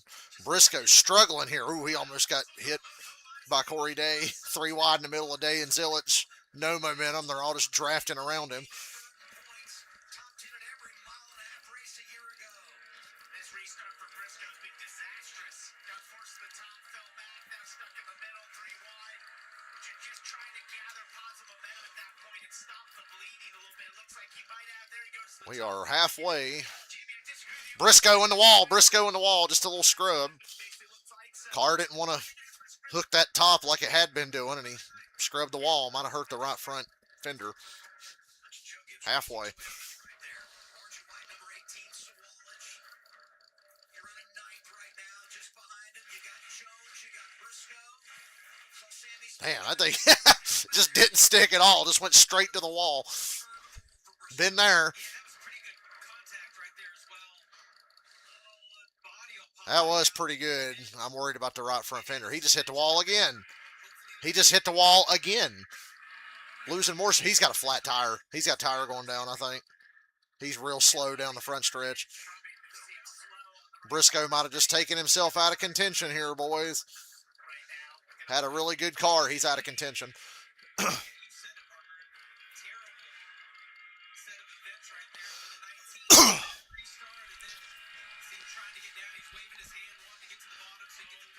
Briscoe's trying to get to the bottom. He's trying to come in. He's going to get run over from behind here if he ain't careful. Ooh. He got missed pit road? He missed pit road. Briscoe might have a tire going down. He missed pit road. back to the front. Love leading Allgaier. And meanwhile, Jesse Love's leading and Allgaier's closing in again.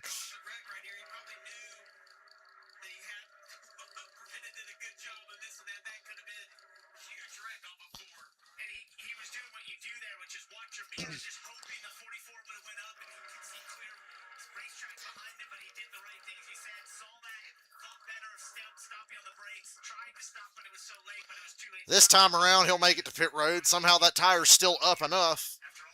Sometimes, Jamie, you see Come in and check the right front. everybody's going to have to make one problem here. Not here. Briscoe's Really early in the stage to be burning a set of tires. really disastrous to come Damn, out of this Allgaier's car is just from the center off. He's unbeatable.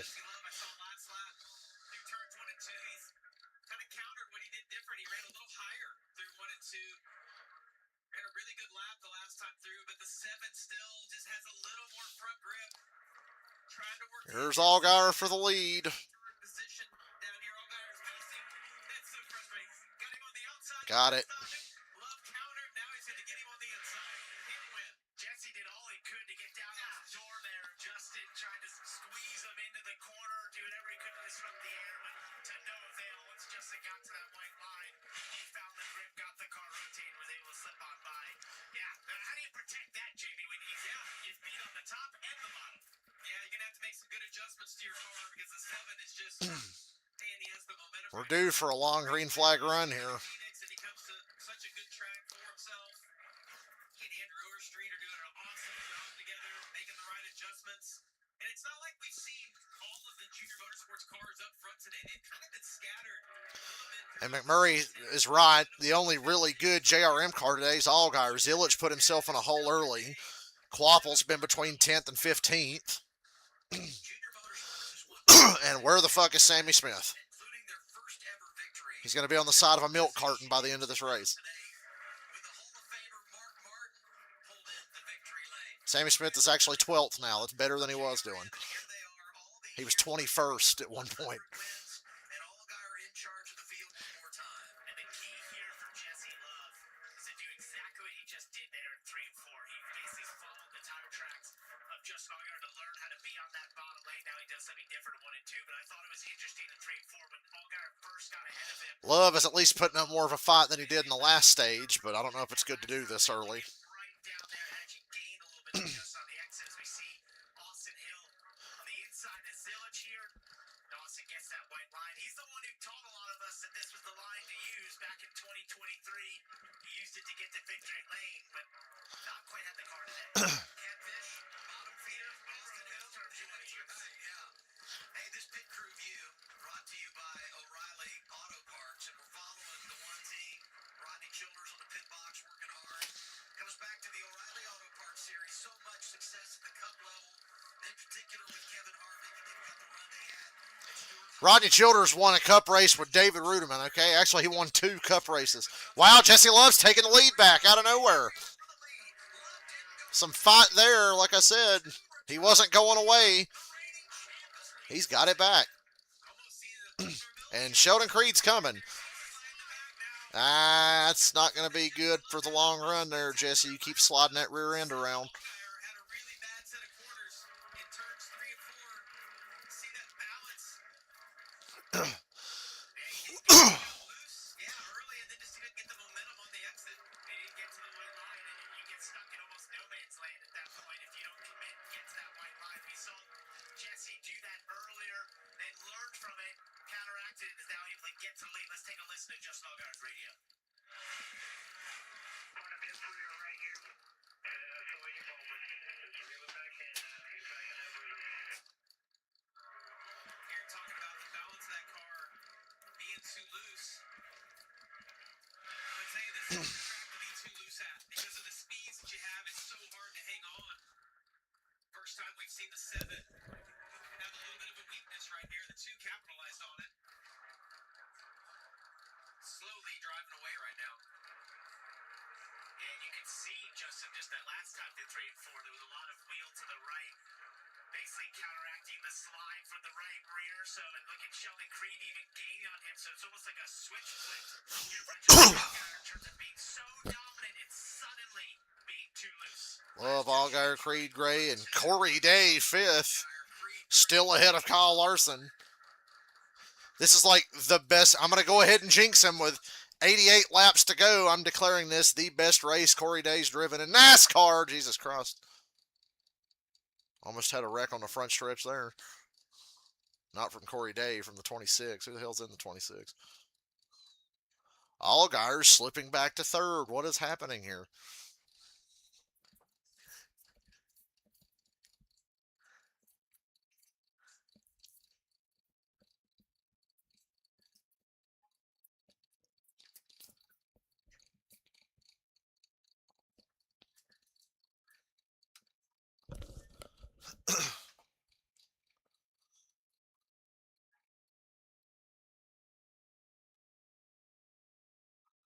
Allgaier held on to 2nd somehow. Ugh. Taylor Gray's 3rd.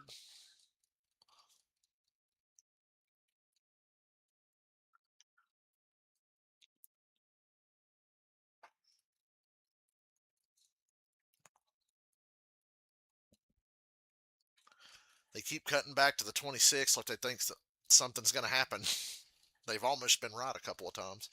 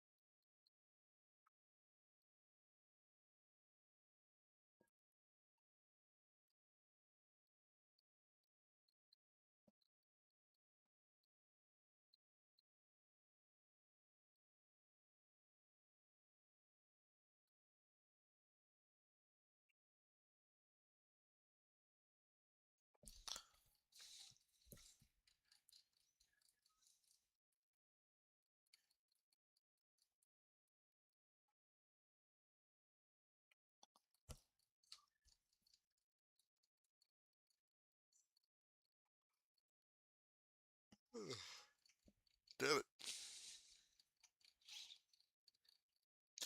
Jesus. Sawalich. Oh my God, he's getting shoved down the back.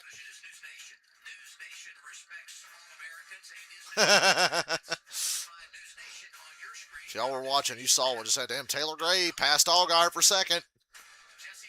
Allgaier back to his outside. That just tells me Jesse Love's driving away now. Jesse Love's working on driving away. It's a 3-car battle for second.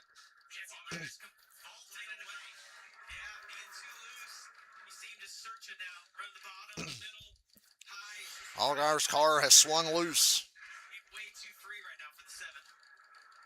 And there you go. Something finally happened with the 26. Dean Thompson. And a cloud of smoke. Those guys have all been racing and bumping and running all over each other, and something finally happened. There were a lot of moments it was close, and it finally happened. It was a pack of cars there just around the 20th to 18th that were just racing tooth and nail. That was over a 20-lap run. We were commentating on it under the break about it because it was a lot of fun to watch. Old Patrick Staropoli had something to do with that. During break, with McMurray reacting to everything, the fans at home are sitting side by side. Reactions are sort of for the, when we're live, just know it's the exact same thing when nothing's being recorded. This caution comes out at an interesting time. 82 laps to go, you're outside the fuel window. All these guys. I think you pit here and then split the remaining laps in half. Good God. They're having a mid-off back there around the 48 and the 26. Dean Thompson, Patrick Starpoli, but if we look there, top right your screen, you can see they're both going around. That's kind of an indication of what we saw earlier in the race. Remember, Connor Zilich had that moment with Jeremy Clements beginning in lap 2. You had the same with Cole Custer getting loose through there. When you hit those bumps, you have a car, you're outside at times. It's going to be really hard to. Everybody's got 2 sets, right?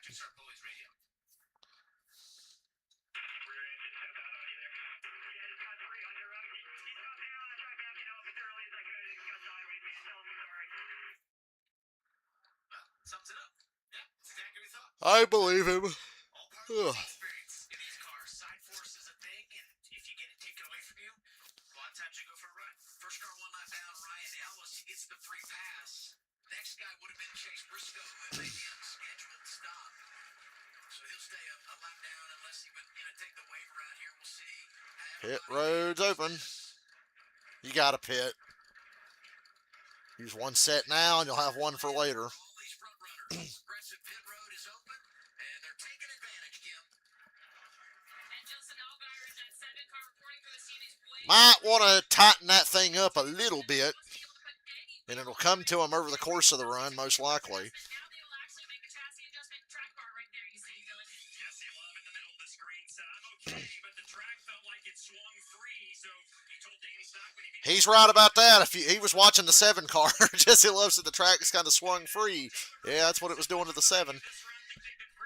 Go, go, go, go, go. Jesse Love going to win the race off pit road again. Love Love, Taylor Gray, Sheldon Creed, Allgaier, Corey Day. Actually, no, that was Zillage. Allgaier dropped all the way down to, wow. Still in the top 10, but damn. Back to 7th for Justin Allgaier. So he'll have some work to do. Be fun to watch.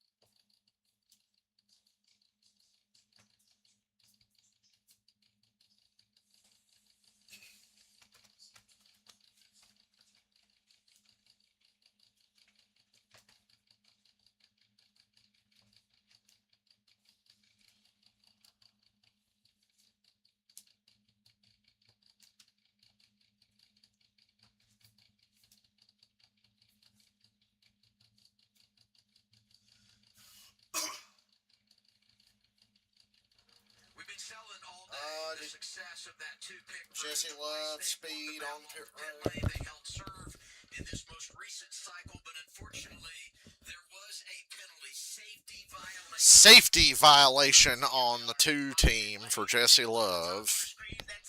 Oh, Danny Stockman himself fell over the goddamn wall trying to catch a tire. So that's safety violation. Too many men over the wall. Damn.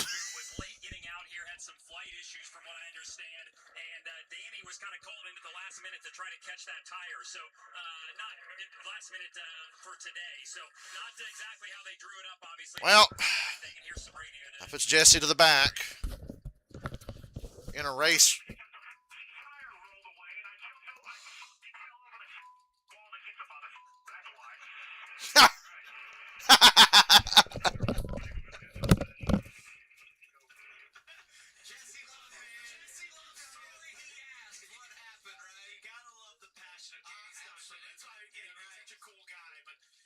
So fired up all the time. Hey, by the way, Briscoe takes the wave around. He's back on the lead lap. Sam Mayer takes the wave around. He's now 4 laps down. Gray in control on the restart.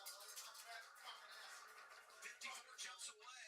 And Connor Zillich right in the game. Had the problems lap 2, but he's fought his way back to second. That's Creed in third.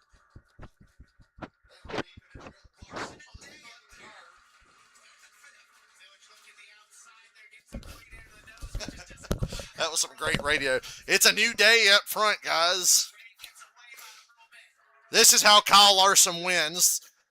Danny Stockman took Jesse Love out of contention. Briscoe put himself in the wall out of contention. Allgaier's pit crew sucks, and their cars swung too loose.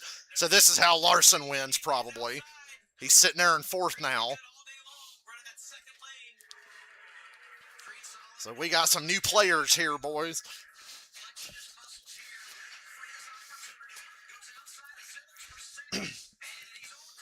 I wonder if Zilich didn't kill the right front, if they'd be just a tick faster. Larson and Corey Day have gotten by Allgaier. Sheldon Creed, maybe get career win number 2 today. He's been Zilich pounded the wall off of 2. Hard. Loses 3 positions. Now almost about to lose 4. Day, Larson, and Allgaier go by. This is a crazy race.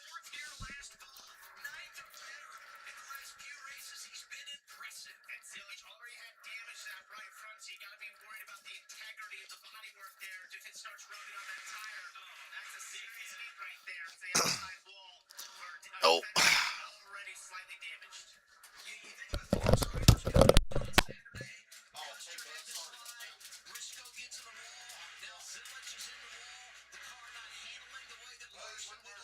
They've all faced their adversities here today, and the series regulars have come to play. See Sheldon continuing to try to make the second lane work, then turn it back down the racetrack. Trying to get a little bit of a run. I guess I'm now cheering for Sheldon Creed's second career win. Just has to figure out how to complete the pass right here. Jesse Love trying to make the comeback of the year. And look at Love right here, screen, starting to drive back through after the penalty. Plus 10 since the restart, going to the outside of Anthony Alfredo. Getting back to the top 10 won't be a problem for Love, but if this goes green, he's not going to catch the 54 in the 0-0.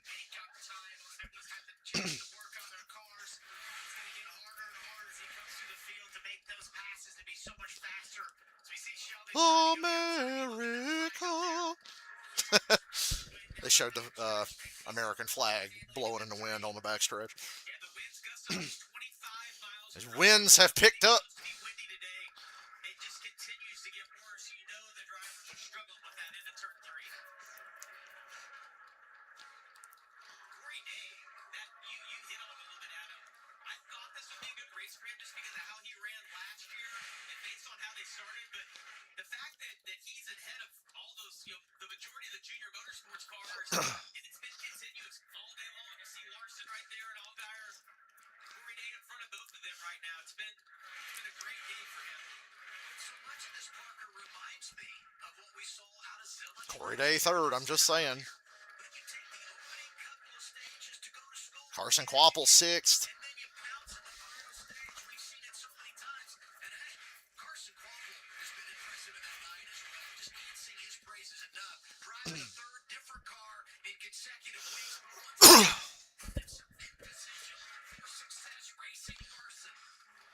I wish Quapple could win in all 3 cars he's going to be driving this year so he could get all them different race win diecasts. We are just about in the fuel window, but nowhere near pitting. If the race had gone green, they'd be getting closer to pitting.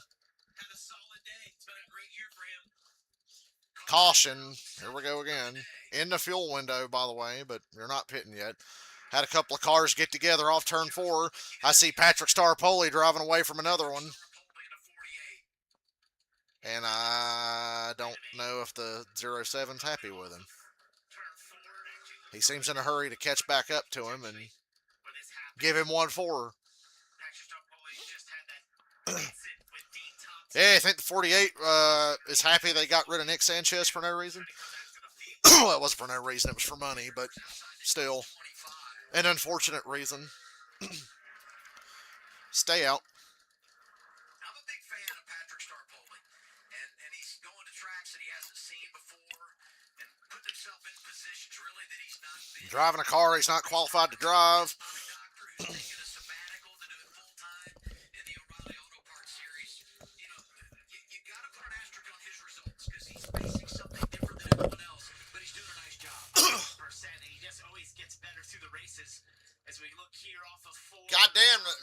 007 just cleaned him out. Came up the racetrack. The track kind of dances a little bit off of four here. Who the hell's in the 007? Shots from Chase Briscoe's on board. Just cleaned him out. That's just close. Took off and went right in the left rear. No fault to Patrick Starpoli. I assumed it was going to be Starpoli's fault, but no, it was not. You know, we were commenting in break at one point. You know, you look at his races. He was back in the 30s for stage 1. By stage 2, he's inside the top 30. By stage 3, he was running there racing in the top 20. It's that kind of progression that you want to see. He's definitely got the skills to be here, but just trying to learn so much. And every time we talk to him, each and every weekend almost, he goes, "This is the first time I've ever seen this place." That's incredible to be doing this at this level. That's incredible. Against drivers and teams that have been, going these places for years. So doing a good job there. I love that qualifying lap he had earlier today. He was committed, looks fast, hit the wall, and then come back for that all day. But he's doing a good job. Similar to what we've seen out of Carson Quapple and Corey Day, who are doing it. Jesse Love made it up to 17th on that run after the penalty that took him out of the lead. Outside the pit window here. All those front runners still have a set of tires to work with as we round out the day.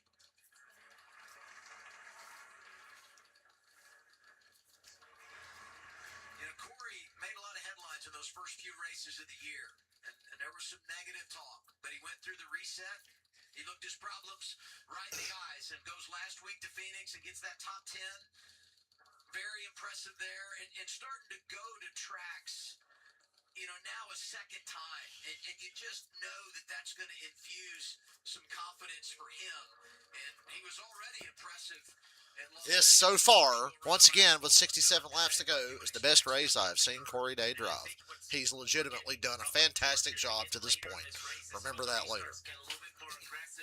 And we've seen, Jamie, that outside lane doesn't quite work, and I feel like when you get later into these races, as we look, pit road will be open.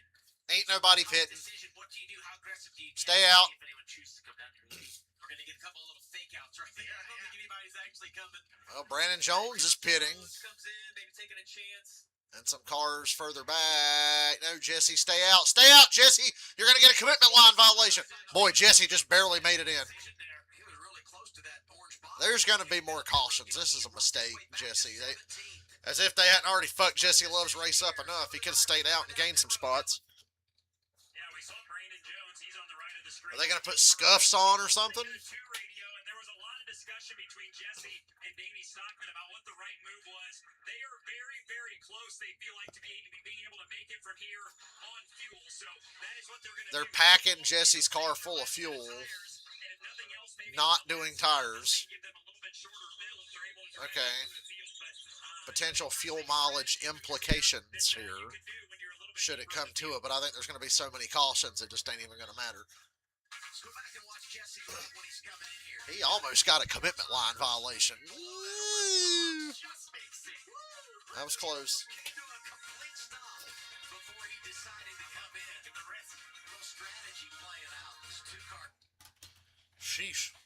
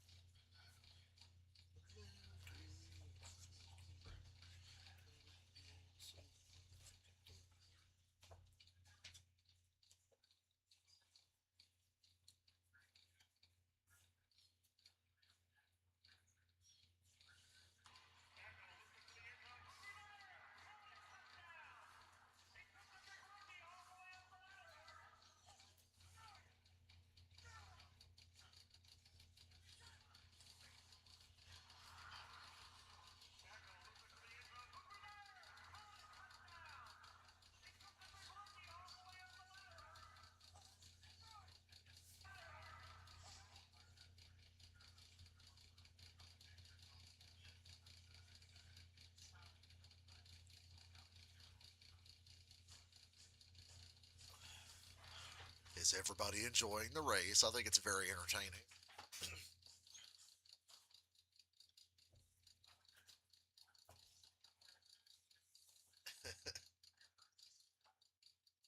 EO's entertaining herself with a shoestring right now. I gave her a little shoestring to play with. She loves it. You playing with the string?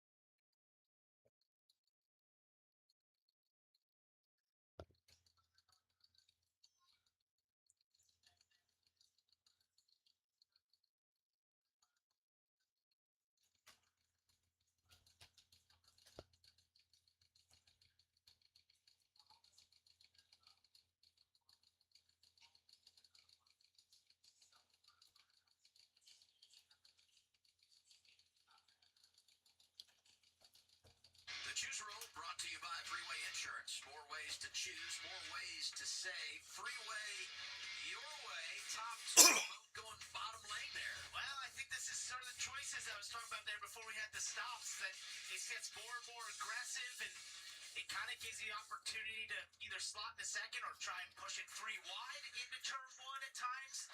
If you can catch Taylor Gray sleeping a little bit, so we'll see what Sheldon decides to do. Corey Day said, I'll take the front row. Thank you very much. And now we take a look at this replay brought to you by Progressive. Save when you bundle motorcycle, RV, and boat insurance. Visit progressive.com. The Focus, Jesse Love.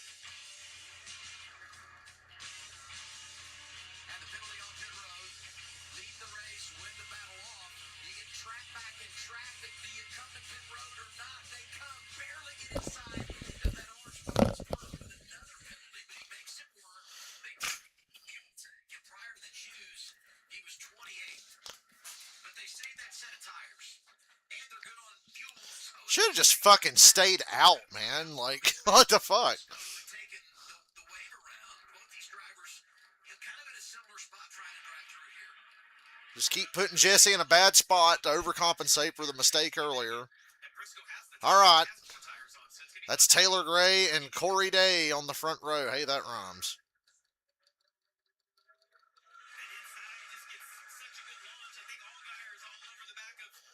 Good launch for Taylor Gray.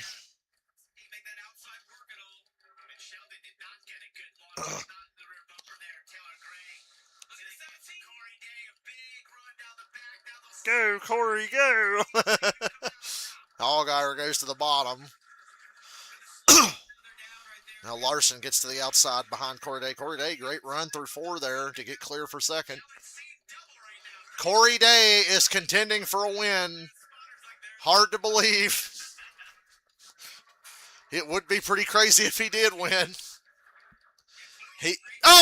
Clements again. Hang on.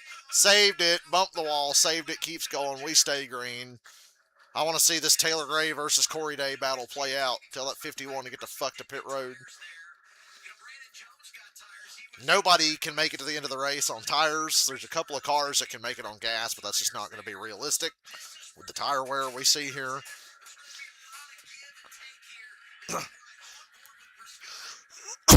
Fuck.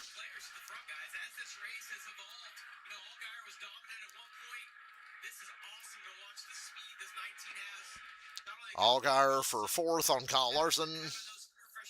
Allgaier is not done yet. There's still 60 laps to go.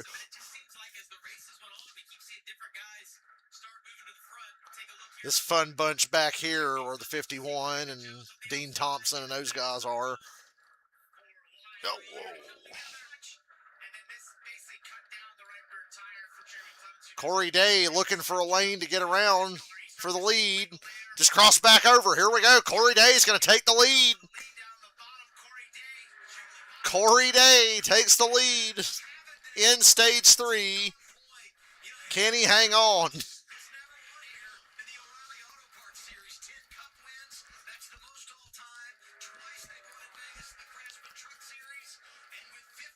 Hendrick Motorsports has never won an O'Reilly Auto Parts Series race at Las Vegas.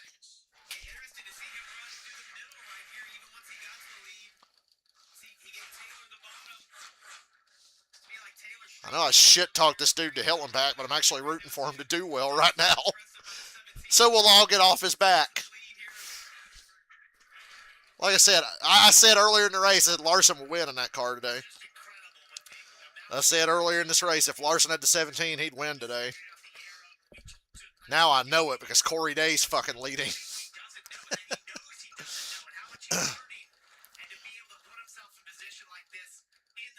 Nick Sanchez slow on the apron off of 2. Keep an eye on that.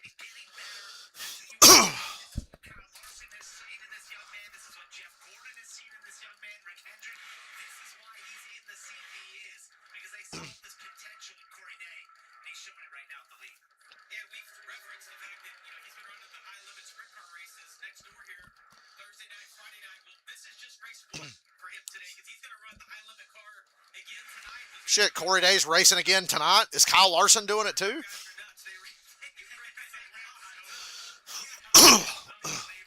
Something I've always been fascinated when guys do multiple races in the same day.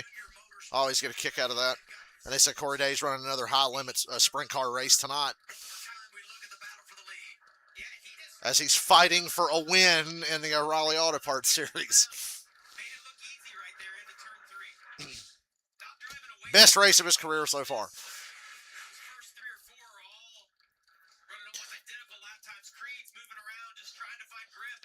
Corey Day's out front, but he's not going anywhere.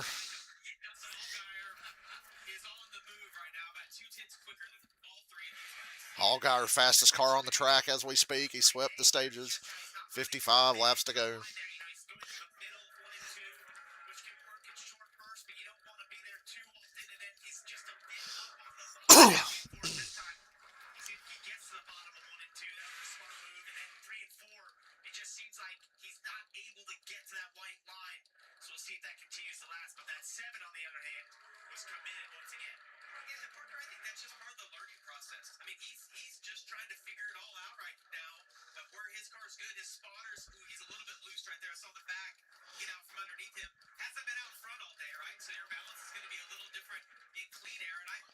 Putting on a show today out here. By the way, Chase Briscoe was on the lead lap. I'd just like to point that out.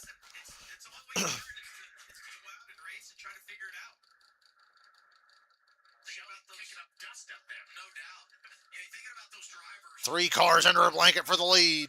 Oh, they're going to... I thought they were going to get close enough to get underneath the 17. He's loose.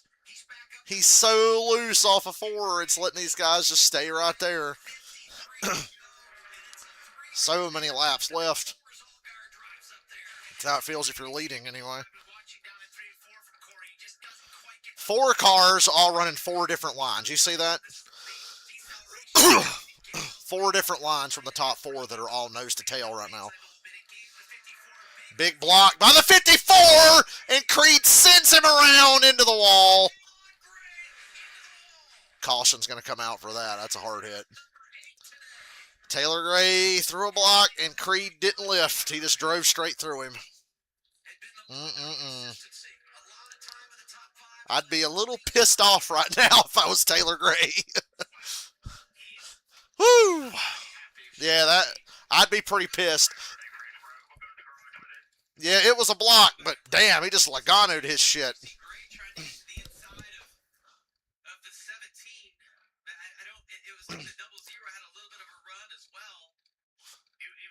Wonder if Allgaier was sitting behind them going, oh no, he didn't.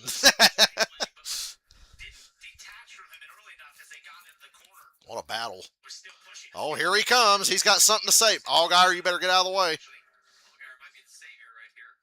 Get him. Do something. Hit him. He didn't hit him. He didn't hit him. He should have hit him. I'd have cost him some spots.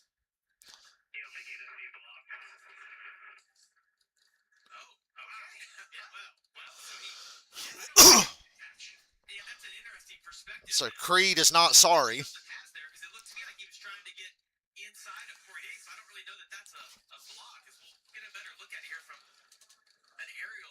All right, here they come down the back. Creed's got to run off a 2. Taylor Gray makes a move at the same time that Creed's making a move. I don't think Taylor was blocking Creed. I think he was making a move to get his nose under Corey Day for the lead, and then Sheldon Creed just drove through him. That's pretty shitty.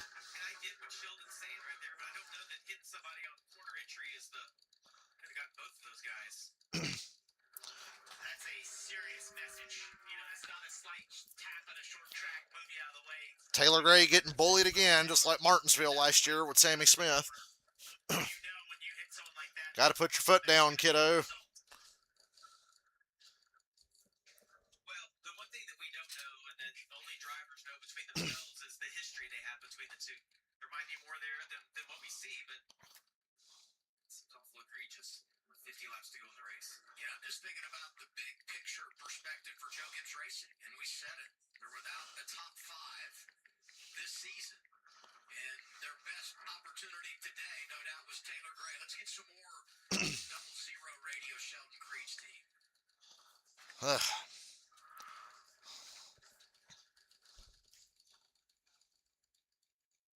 You gonna play it?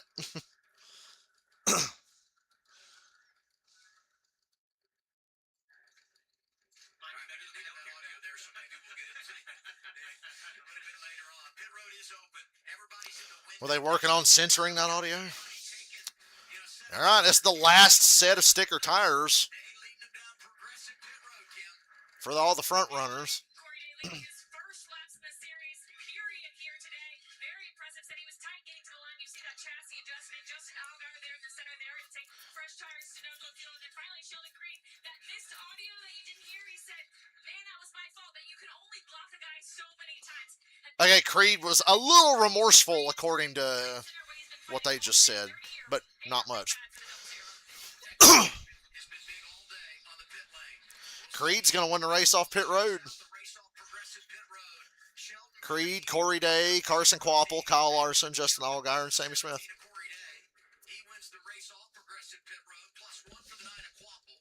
Larson gets a spot. Wow. Allgaier goes 2 in the wrong direction. I like Sheldon Creed, but that was kind of shitty. Here is some drivers that come down in lap 130. Oh, did we have some guys stay out? Brandon Jones, no tires left. He stays out. Brandon Jones, out of sticker tires, stays out. Side of it as far as fuel All right. mileage, but this caution will help him save a little bit. It's part of the choices you have to make in these O'Reilly. Well, he's just going to be in the way now. With tire limits, sometimes it puts you in a bit of a box, and you kind of have to make some choices that may look suspect from the outside, but are kind of the position you're in. Yeah, but they were in the best position if it runs green. He has the tires. He's going to have you do it. You take a little bit of a gamble there. Just didn't work out for him right here. But he's not. It's not like he's on extremely old tires, but it is definitely going to be a deficit for him. These guys with 4 new tires behind him. I'll say this, though. You get him out of balance on tires, and you get a restart here, it's going to be entertaining. We'll have it for you next. Caution number 8 in Vegas. With 4imprint, you get more than promo products. You get the certainty of personal service, design expertise, and unmatched quality to make your moment shine. Visit 4imprint.com. 4imprint, for certain. Are you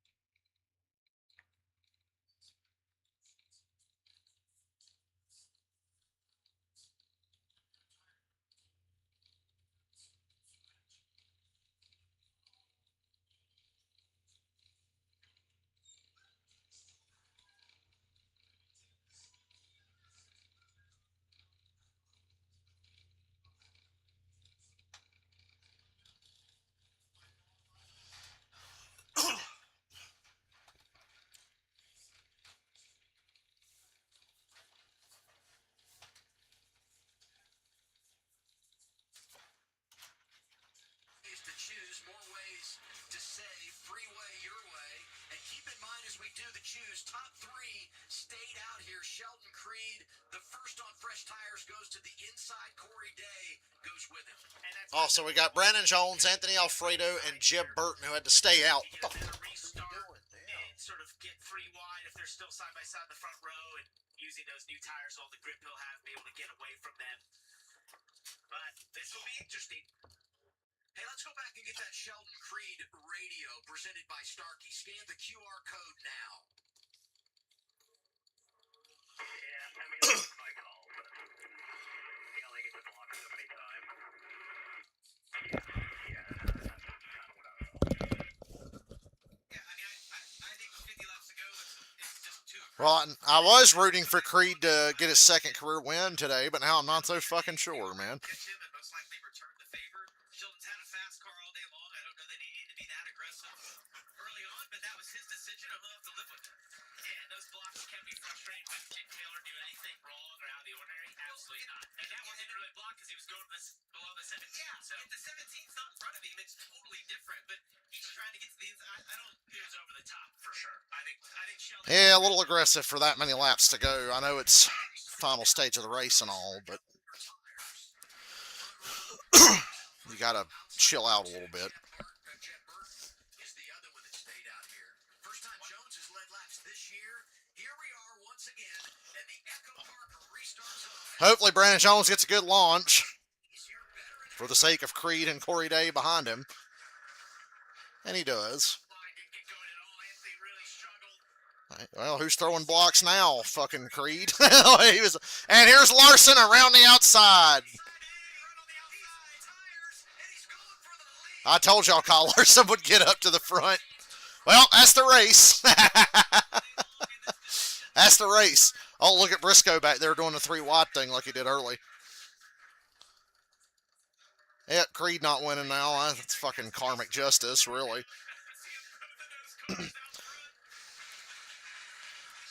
It's the HendrickCars.com series.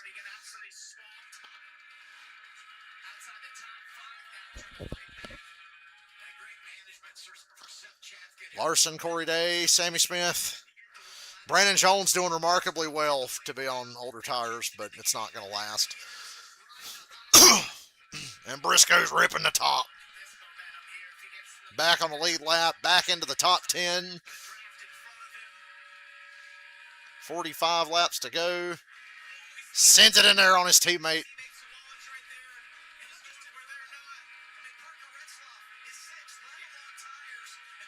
Retzlaff is on equal tires with these guys running 6th.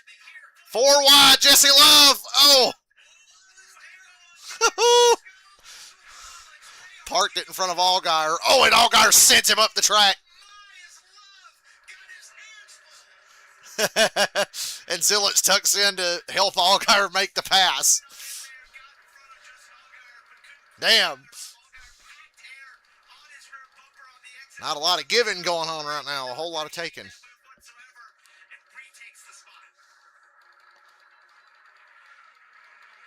Told y'all Larson would be up at the fucking front of this thing by the end. Said it all day.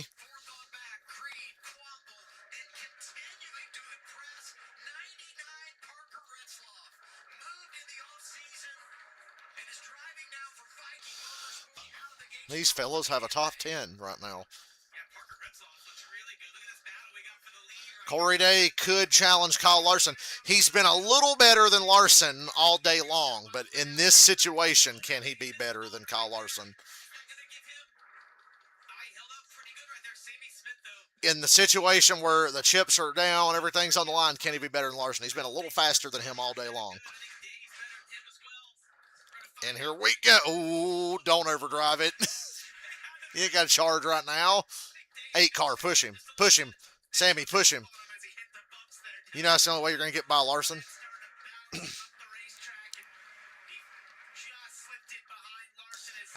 Corey Day's sliding around too much. Like I said, he's faster than Larson. He just don't know what to do with it. So Sammy Smith up to second.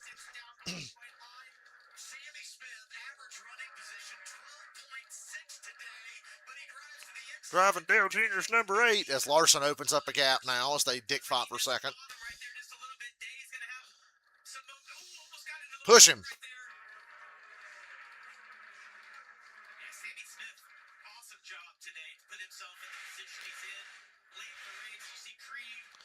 Yeah, Corey Day's a little faster than Larson. He just didn't know what to do with it. He was a little too eager McBeaver to get by Larson. 40 to go.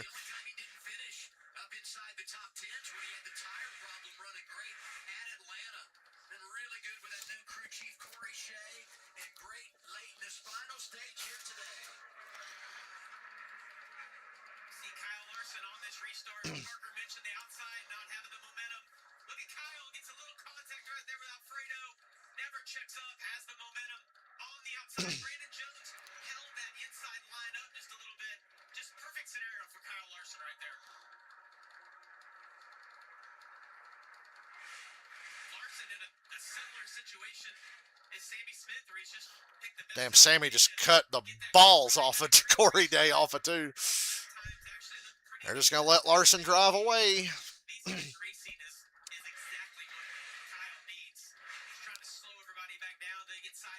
Larson hasn't been in this position since the very start of the race.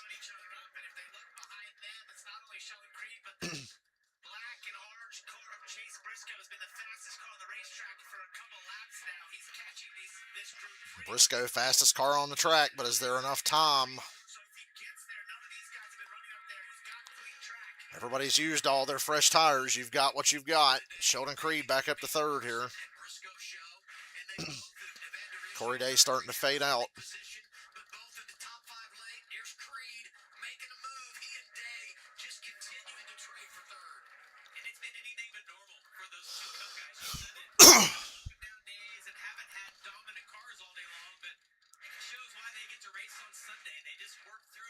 Continue to try to get those cars better. Restarts are where they capitalize. They do such a good job on the restarts to get the cars when they're side by side. So easy to capitalize in that moment. Well, we think about how you throw it around at this track. 3 of the top 5 guys that made their upbringing in dirt. Larson, Day, and Briscoe. That's how they all started. And you saw a quick flash there of Jesse Love. Had the pit road problem, came down, fueled it, at lap 134, whatever it was, and now here he is. Or whatever it was.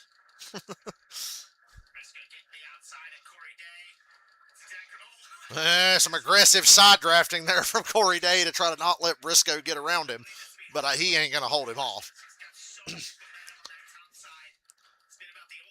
When the tires are up on that 19 car, he just rips the top of 3 and 4, and he's faster than anybody. Losing time to Larson, though, as he picks his way by Corey Day and now Creed and Sammy Smith in front of him. I think he'll need a caution to catch Larson. I think there will be lap traffic at some point.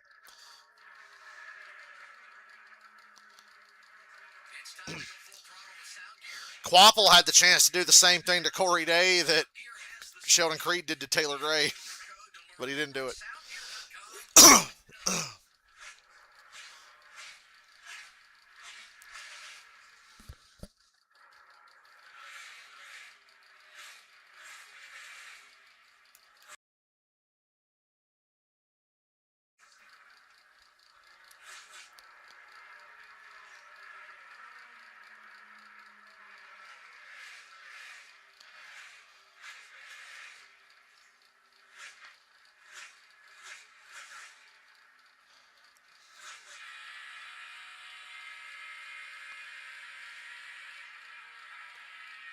Entertaining race, Las Vegas Motor Speedway for the O'Reilly Auto Parts Series. A lot of movement at the front of the field. Corey Day just fading and fading and fading. Allgaier's back in the top 5 now.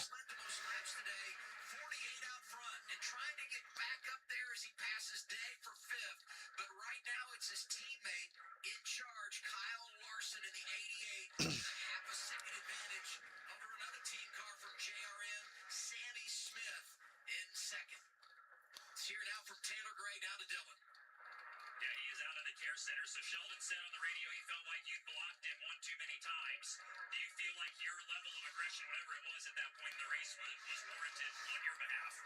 Yeah, I mean, we're racing at the start of the run, right? And I knew the 0-0 was better than me in the start of the run, but not significantly better, right? So, yeah, I mean, I think, throwing a block on him is fine, especially with 50 to go, and then just got wrecked. But can't thank everybody that Williams Racing for building really fast race cars. We had a really fast operation there at Pajero Supra, and just gotta move on.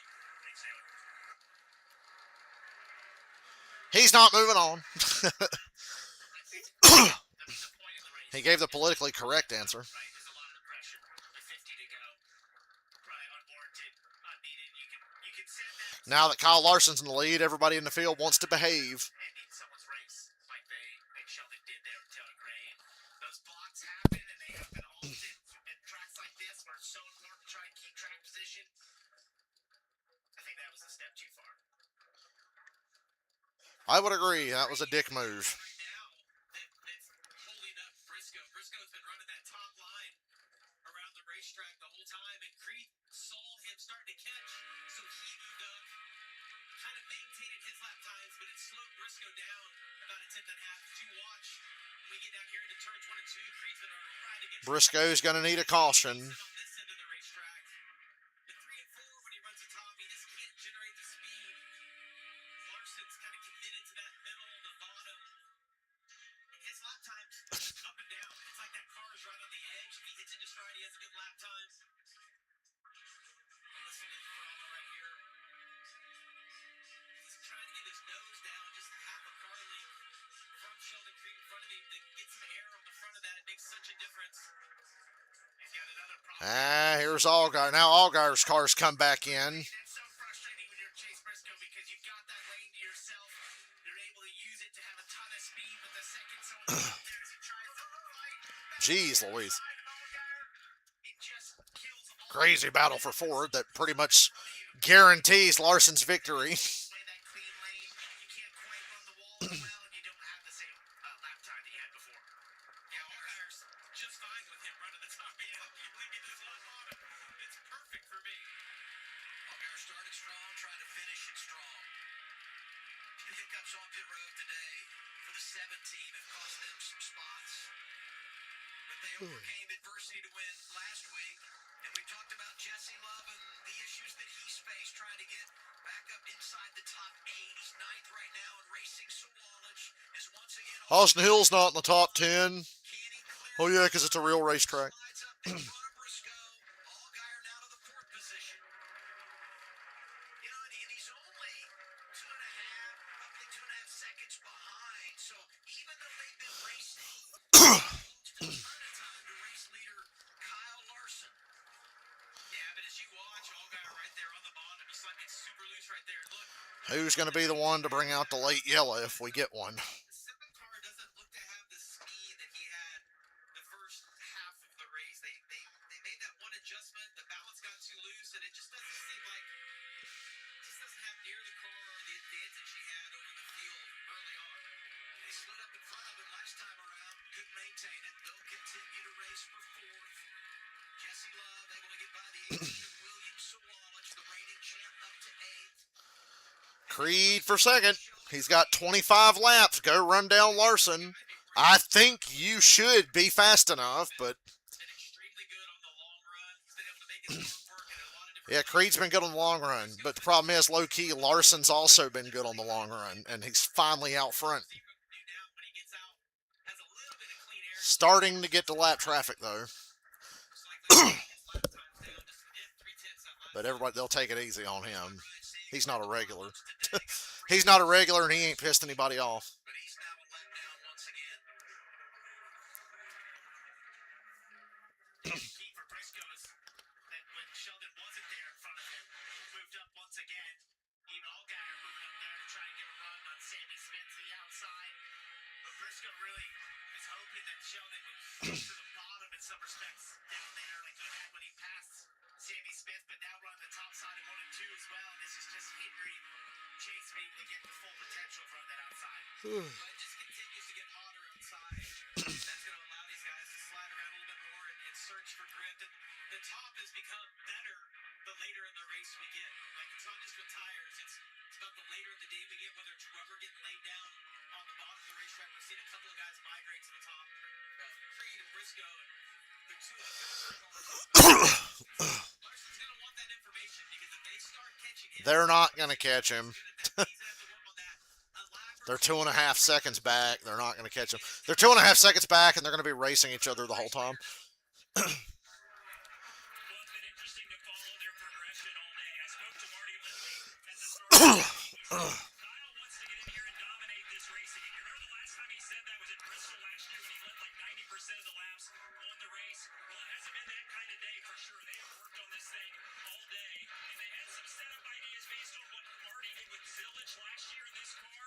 And Marty said, look, even if we don't get it exactly right, one thing we know about Kyle, he's going to figure it out. And with time and laps, he has done that here, and he's the leader with 20 to go, but has some hard chargers behind him, Kim. And behind him is Sheldon Creed running in that second position for the second straight week, kind of in a position where he could contend for the win. Remember, after last week's race, he said that win in Atlanta has taken weight off his shoulders, and he approaches these end race 20 to go. in a much different headspace. He's way more calm. He's more thorough in his decision making, but right now still kind of battling some of the same things he's battled all race long. Loose in, tight center, loose off. He said clean air though is absolutely king, Dylan. Chase Briscoe is starting to get it wound up again in the 19 car. Remember what he said to me earlier in the race that I just want to have fun and try and get a top 10 out of this run. Well, he has done that for sure. Has been the show so far today. You remember when he was a full-time driver in the RCO? The races here in 2020. He knows what he needs to get the job done in racing Creed for second now. How about Mason Maggio? And Briscoe's into second. They split him and drive around him. Briscoe up to second around the double zero. And that was a huge moment for Chase Briscoe because he's been one of the fastest cars, if not the fastest car on the racetrack for I just don't think he's got enough time. Look at lap times. where Sheldon went to the bottom. That happened going right Tenth and a half, 2 tenths quicker than Larson, it looks like. That's not enough, though. to try and run down Larson. He's been at times 2.5 He's going to need some help. faster than Larson running up next to him. But he did it that lap, passing lap cars. You know, so if he gets his timing down and doesn't have to deal with all that, he's fun to watch the 19, see if he can make that happen. Larson responded that last lap with a little better lap time. Briscoe is using, all of the racetrack right now. But you know what? That was what was impressive to me, Jamie. When he got to fifth, he was 2.5 seconds. A lot of guys today have put themselves in bad spots with self-inflicted mistakes, or teams have made mistakes and it's taken them out of a shot to win. The reason Larson's leading, he hasn't made any mistakes. They had like a 5th to 7th place car.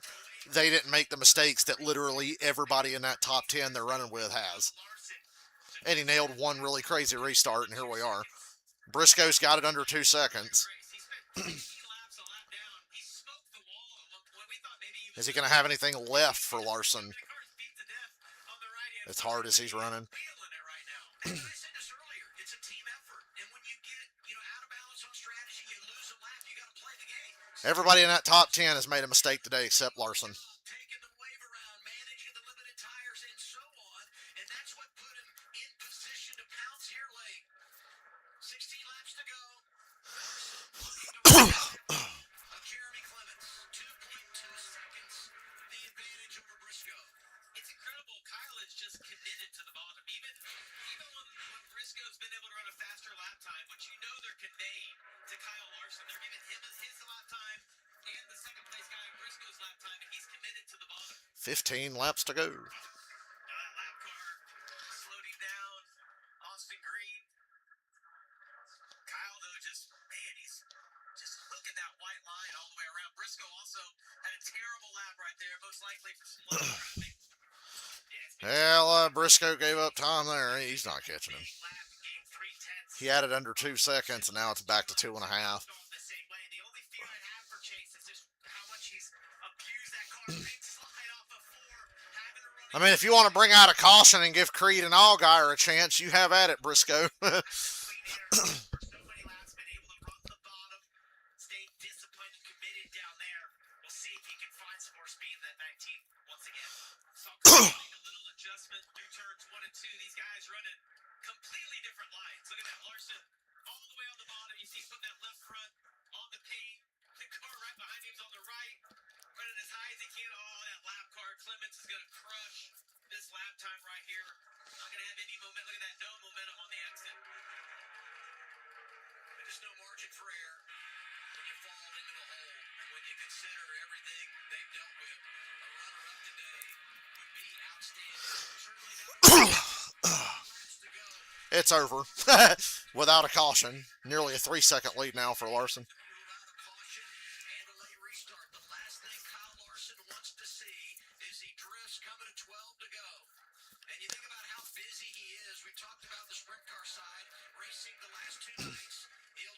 He is racing tonight at the high limit dirt track.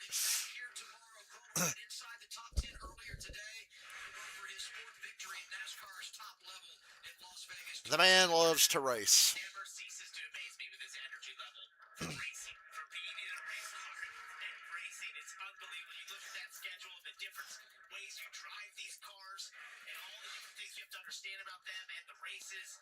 He just finds a way to win when he's in them. Yeah, and the one thing that has stuck out to me over the last 4 or 5 laps, 10 laps, Larson has been able Corey Day almost spun out off of 4. lap time wise. But the penalty, Briscoe has to run the high side of the track. And if someone's in front of him, he has to follow them through that set of corners and then pass on the straightaway where Larson's been able to manage through traffic a little better. A lot of the lap cars have given him the bottom, which is playing like lap time wise, Briscoe's quicker. But Larson keeps opening the gap up because the deficit that Briscoe has in lap traffic is huge. Oh, there's a car to the wall right in front of those guys. Who hit the wall? Gonna bring a caution out right in front of Corey Day. As LeVar Scott hit the wall. They stay green for now. Oh, but Dean Thompson's got flat tires. That could bring a caution out. He's on the apron, out of the way. We had a car in the wall and a car with flats on the apron. Looks like he's going to make it to pit road. We'll stay green. Please stand by. This will be the most laps we've had today on a set of tires for everybody. By the time we get to the end of this.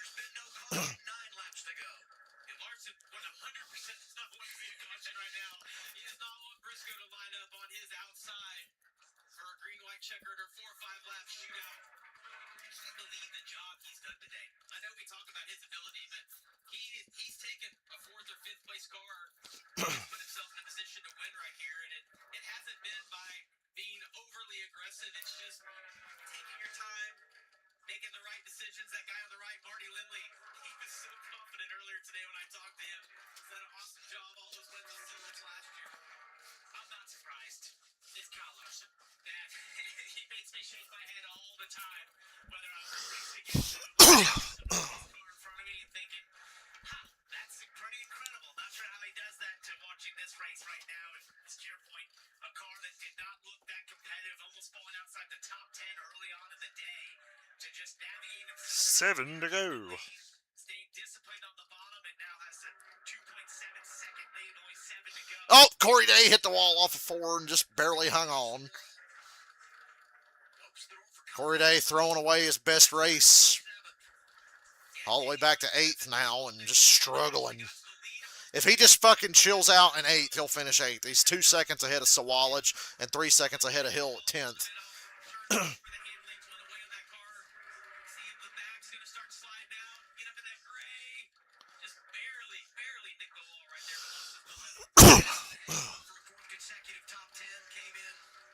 He just hit the wall off 4 again, dude. I swear to God. Corey Day is going to cost Kyle Larson this race. 6 to go. Tire's still up on the 17, but I don't know for how much longer. It's like, chill out, bruh. I can't believe that didn't cut a tire. 5 laps to go.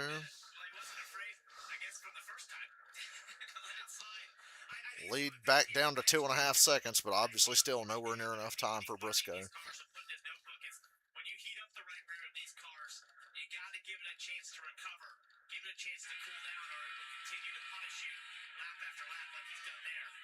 Chase Briscoe trying to get Joe Gibbs racing first top 5 of the year, riding second, heading to 4 laps remaining in Vegas. 4 to go. Chase hasn't lost the speed. He was about Another HendrickCars.com race win diecast on the way from Lionel. Because you know they'll end up making this one for sure. And it's got a donut on the side.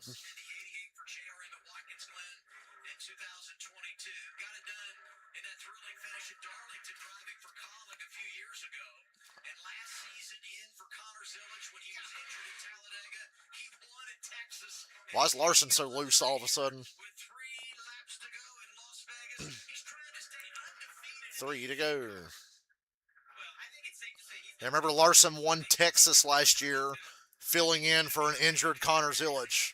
pretty special. He's undefeated in the 88. Yeah, he's hanging on to it. He's got a 3-second lead. He's almost spun out to the right in turns 3 and 4. Just take. Hey, sometimes I think he does that for our benefit, right? I'm going to put on a show. I'm stressed out for him. 2 to go. Corey Day's not wrecked yet. It's almost like watching SVG at the road courses when he does those big slides off the corner late in the race, but he's got a big lead. 2 to go for Larson. 2.5 seconds in front of Briscoe. Working a little bit of hard traffic, and now he just wants to get through another half a lap or so and get to that white flag. Doesn't want any overtime restarts here. Working around Brennan Poole. Off the turn 4. White flag, and fucking Brennan Poole just cuts up in front of him. Jeez. Letting Brennan Poole come up the racetrack. 1 to go. White flag. He's made it this far. For what's ahead. Wasn't the best car when the day began, but he continued to work on it. Crew chief never lost confidence, and in the final stage, he turned it up. The only guy up front that didn't make a mistake all day. In 2026, I told you by the end of the day he'd be at the front. 3 victories. I didn't buy that whole always 6th to 7th all day. Nah. And Kyle Larson wins in the O'Reilly Auto Parts Series at Las Vegas. Larson first, Briscoe second. Yay, fucking Leach drivers back in the O'Reilly Series.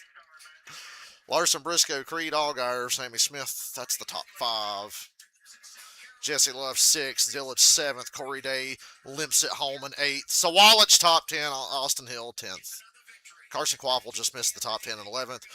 Parker Retzlaff 12th. Pretty good.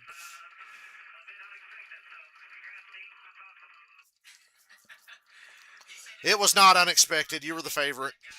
We know he can find a way to win with it, and I think today is a great example of that. They didn't have Fuck. that man behind the wheel just made it happen. 18th career victory. Second time he's won in the O'Reilly Auto Parts Series here in Vegas. And he'll try to get the sweep tomorrow. Driving for Mr. Larson going for the sweep. He'll be pretty good. Toyota's kicked everybody's ass in qualifying, but you know the Chevys are good at Vegas too. Motorsports, 17 wins, 6 different drivers. The 6 different winners set a record. Set a moment ago, they won 3 in a row with 3 different drivers. Man, he knows how to do burnouts. That was a really good race. Last week to the series regular, Tristan Allgaier, and today to Larson. Really good race. So we had Austin Hill, Sheldon Creed, SVG, Allgaier, and now Larson. So 5 races, 5 different winners. Really hoping that Oakland runs out with like 3-day t-shirt or sweatshirt on again right now. That would be epic. It's too damn hot to be wearing a sweatshirt. That's 5 wins for Junior Motorsports here in Las Vegas, matching Joe Gibbs Racing and Richard Childress Racing for most all time when you look at these active teams.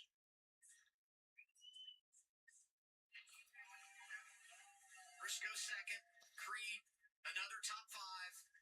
Allgaier after winning both stages finishes 4th. Sammy Smith was 5th.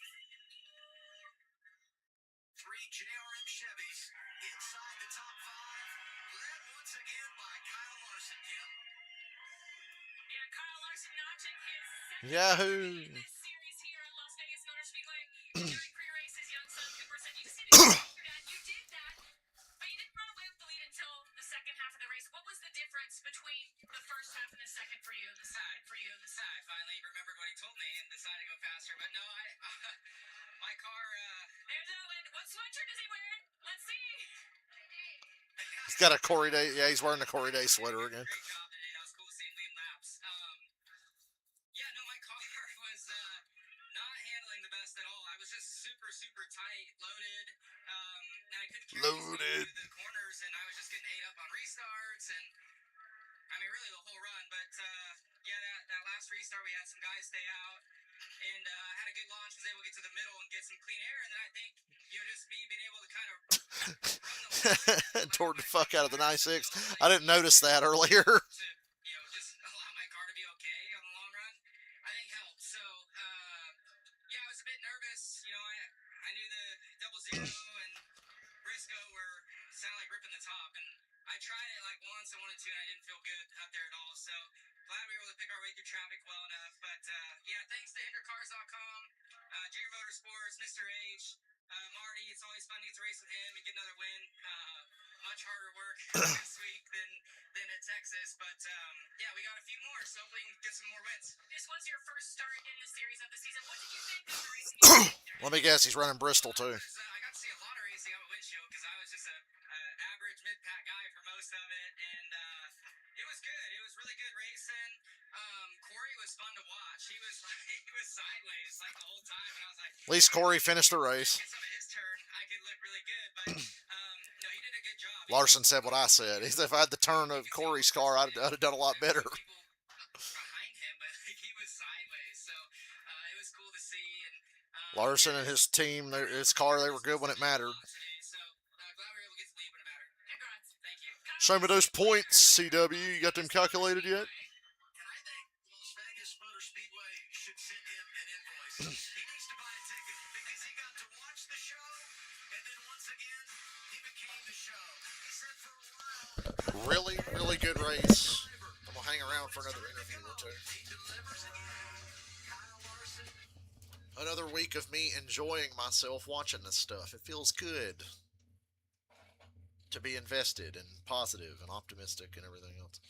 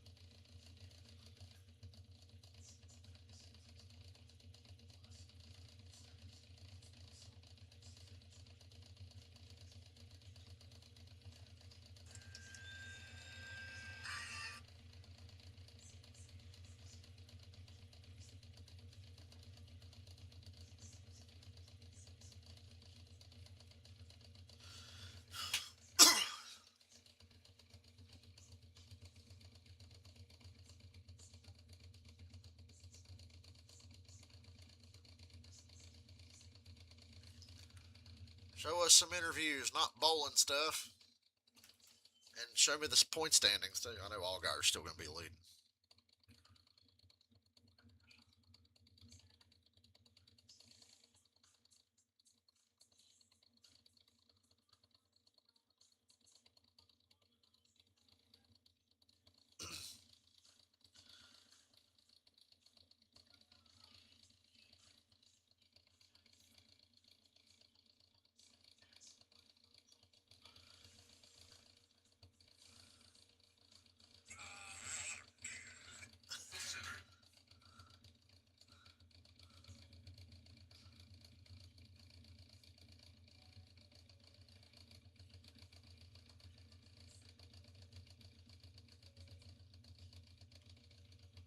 Longest goddamn commercial and the race is over. I just want to see if there's going to be any drama.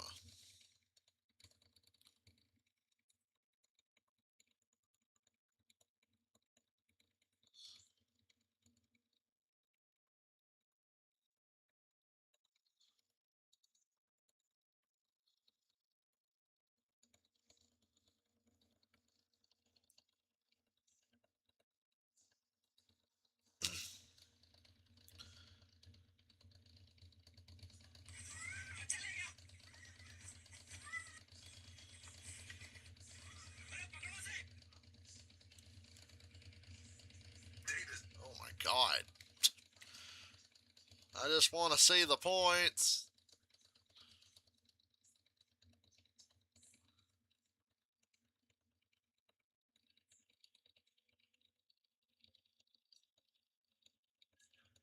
So Kyle Larson has made it to victory lane. Tableau TV, pay once, watch forever.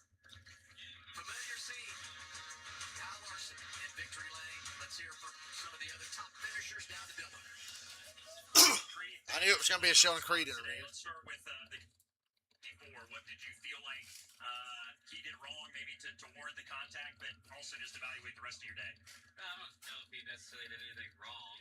I was just working on getting runs off the two and got there a couple times, and then he went to go block this a little bit, and yeah, I just got into him. I was trying to pack some air, so obviously I didn't know he was that close to the 17, so yeah, I could have cut him more of a break there, and Creed is remorseful. I didn't, so that's not the way I wanted to race him. But anyway, yeah, just worked really hard on our car all day and got to run, the top 5 most of the day. I need to look back what I can do better with that last restart. Just use tires in front of me and got into 1 and 2. Yeah, I was convinced Creed was going to win this race when he was lined up behind Brandon Jones on the inside, and everybody else was like 3 deep on the outside behind slower cars. So, yeah, Creed kind of gave that one away. Yeah, I just want to thank House Factory Team, Chevrolet, and Hendrick Engine Shop, Aldi's, get your good stuff cheap. And everyone that helps us, Haas Automation, Gene Haas, Joe Custer, just appreciate everyone helping out. And yeah, I got a couple top 5s in a row now and try to keep the momentum rolling into one of my favorites next week. Yeah, all in all, a good day. Third is Shelton's best career Vegas finish. They go into Darlington. Chase Briscoe, it's a runner-up finish. A huge rebound after he spent a number of laps off the lead and the tire going down. How did you keep your head in the game? We had a really good with Soldiers Toyota for one. I knew that even with the adversity that we were dealing with, that we got a lucky break. We were going to be able to hopefully get back up there. And yeah, just honestly, it wasn't really an unfortunate break with the tire. I think it was my own fault. I just kind of drove it into the fence and cost myself. So yeah, I had a lot of fun. Certainly fun slipping and sliding around, and the racetrack lines out and you kind of run all over. So yeah, I had a blast. And appreciate JGR and Mixed Soldiers for letting me do it. And yeah, looking forward to tomorrow. Wish we could have been once more better today. Solid podium finish for Chase Briscoe, Dylan. Jesse Love comes home in the 6th spot with maybe one of the better cars, if not the best car today. I know that last pit stop ultimately was kind of what set you back, but just the day as a whole, how proud are you of this group and ultimately what they put on the racetrack for you? Yeah, I was really proud of our wheel and Carro today. But our pit crew was just, I've said it before, I'll say it again. Jesse Love is the only RCR driver in this series that has a future in Cup. And then, we were obviously really good in practice, and they track changed a little bit, so we had to make some adjustments on the car throughout the stage breaks, and then we got it really good for clean air. And obviously that's not advantageous for dirty air, but I was really proud of the effort, the rally, and the car that we brought to the racetrack. Do you feel like this is 2 weeks in a row, though the victory's kind of gotten away from you? Yeah. Sure. Obviously, we've had 2 weeks in a row where we had a potential to go fight for a win, right? And that's important, right? Obviously, you want to smooth out the little things. I know that we will. Our whole team's very process oriented, and we try not to live in the past too much. So obviously, I know that we'll clean up the small things. But yeah, like you said, it is a little bit of a bee sting at first, but I'm pretty lucky. I look back and EO was literally asleep on my pillow. Get to show up next week and have another shot to get it back. Yep, they'll be good at Darlington and another top 10 to start the strong year for Jesse Love. How about at 5? Share the points. We hanging around for points. There we go. Allgaier plus 13. Jesse Love second in the standings. Austin Hill third, minus 29. Taylor Gray drops to 12th, which is last in the chase standings after the unfortunate incident today. Sam Mayer takes a hit in the points, drops down to 10th. Parker Retzlaff up to 9th. So I think the contenders are definitely Creed, Hill, Love, and Allgaier.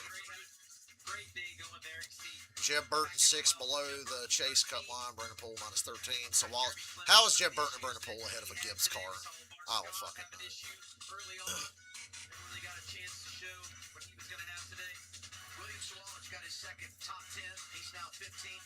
know. Well, I've seen the standings. That was a fun race. I am out of here. I'll see you tomorrow, I guess.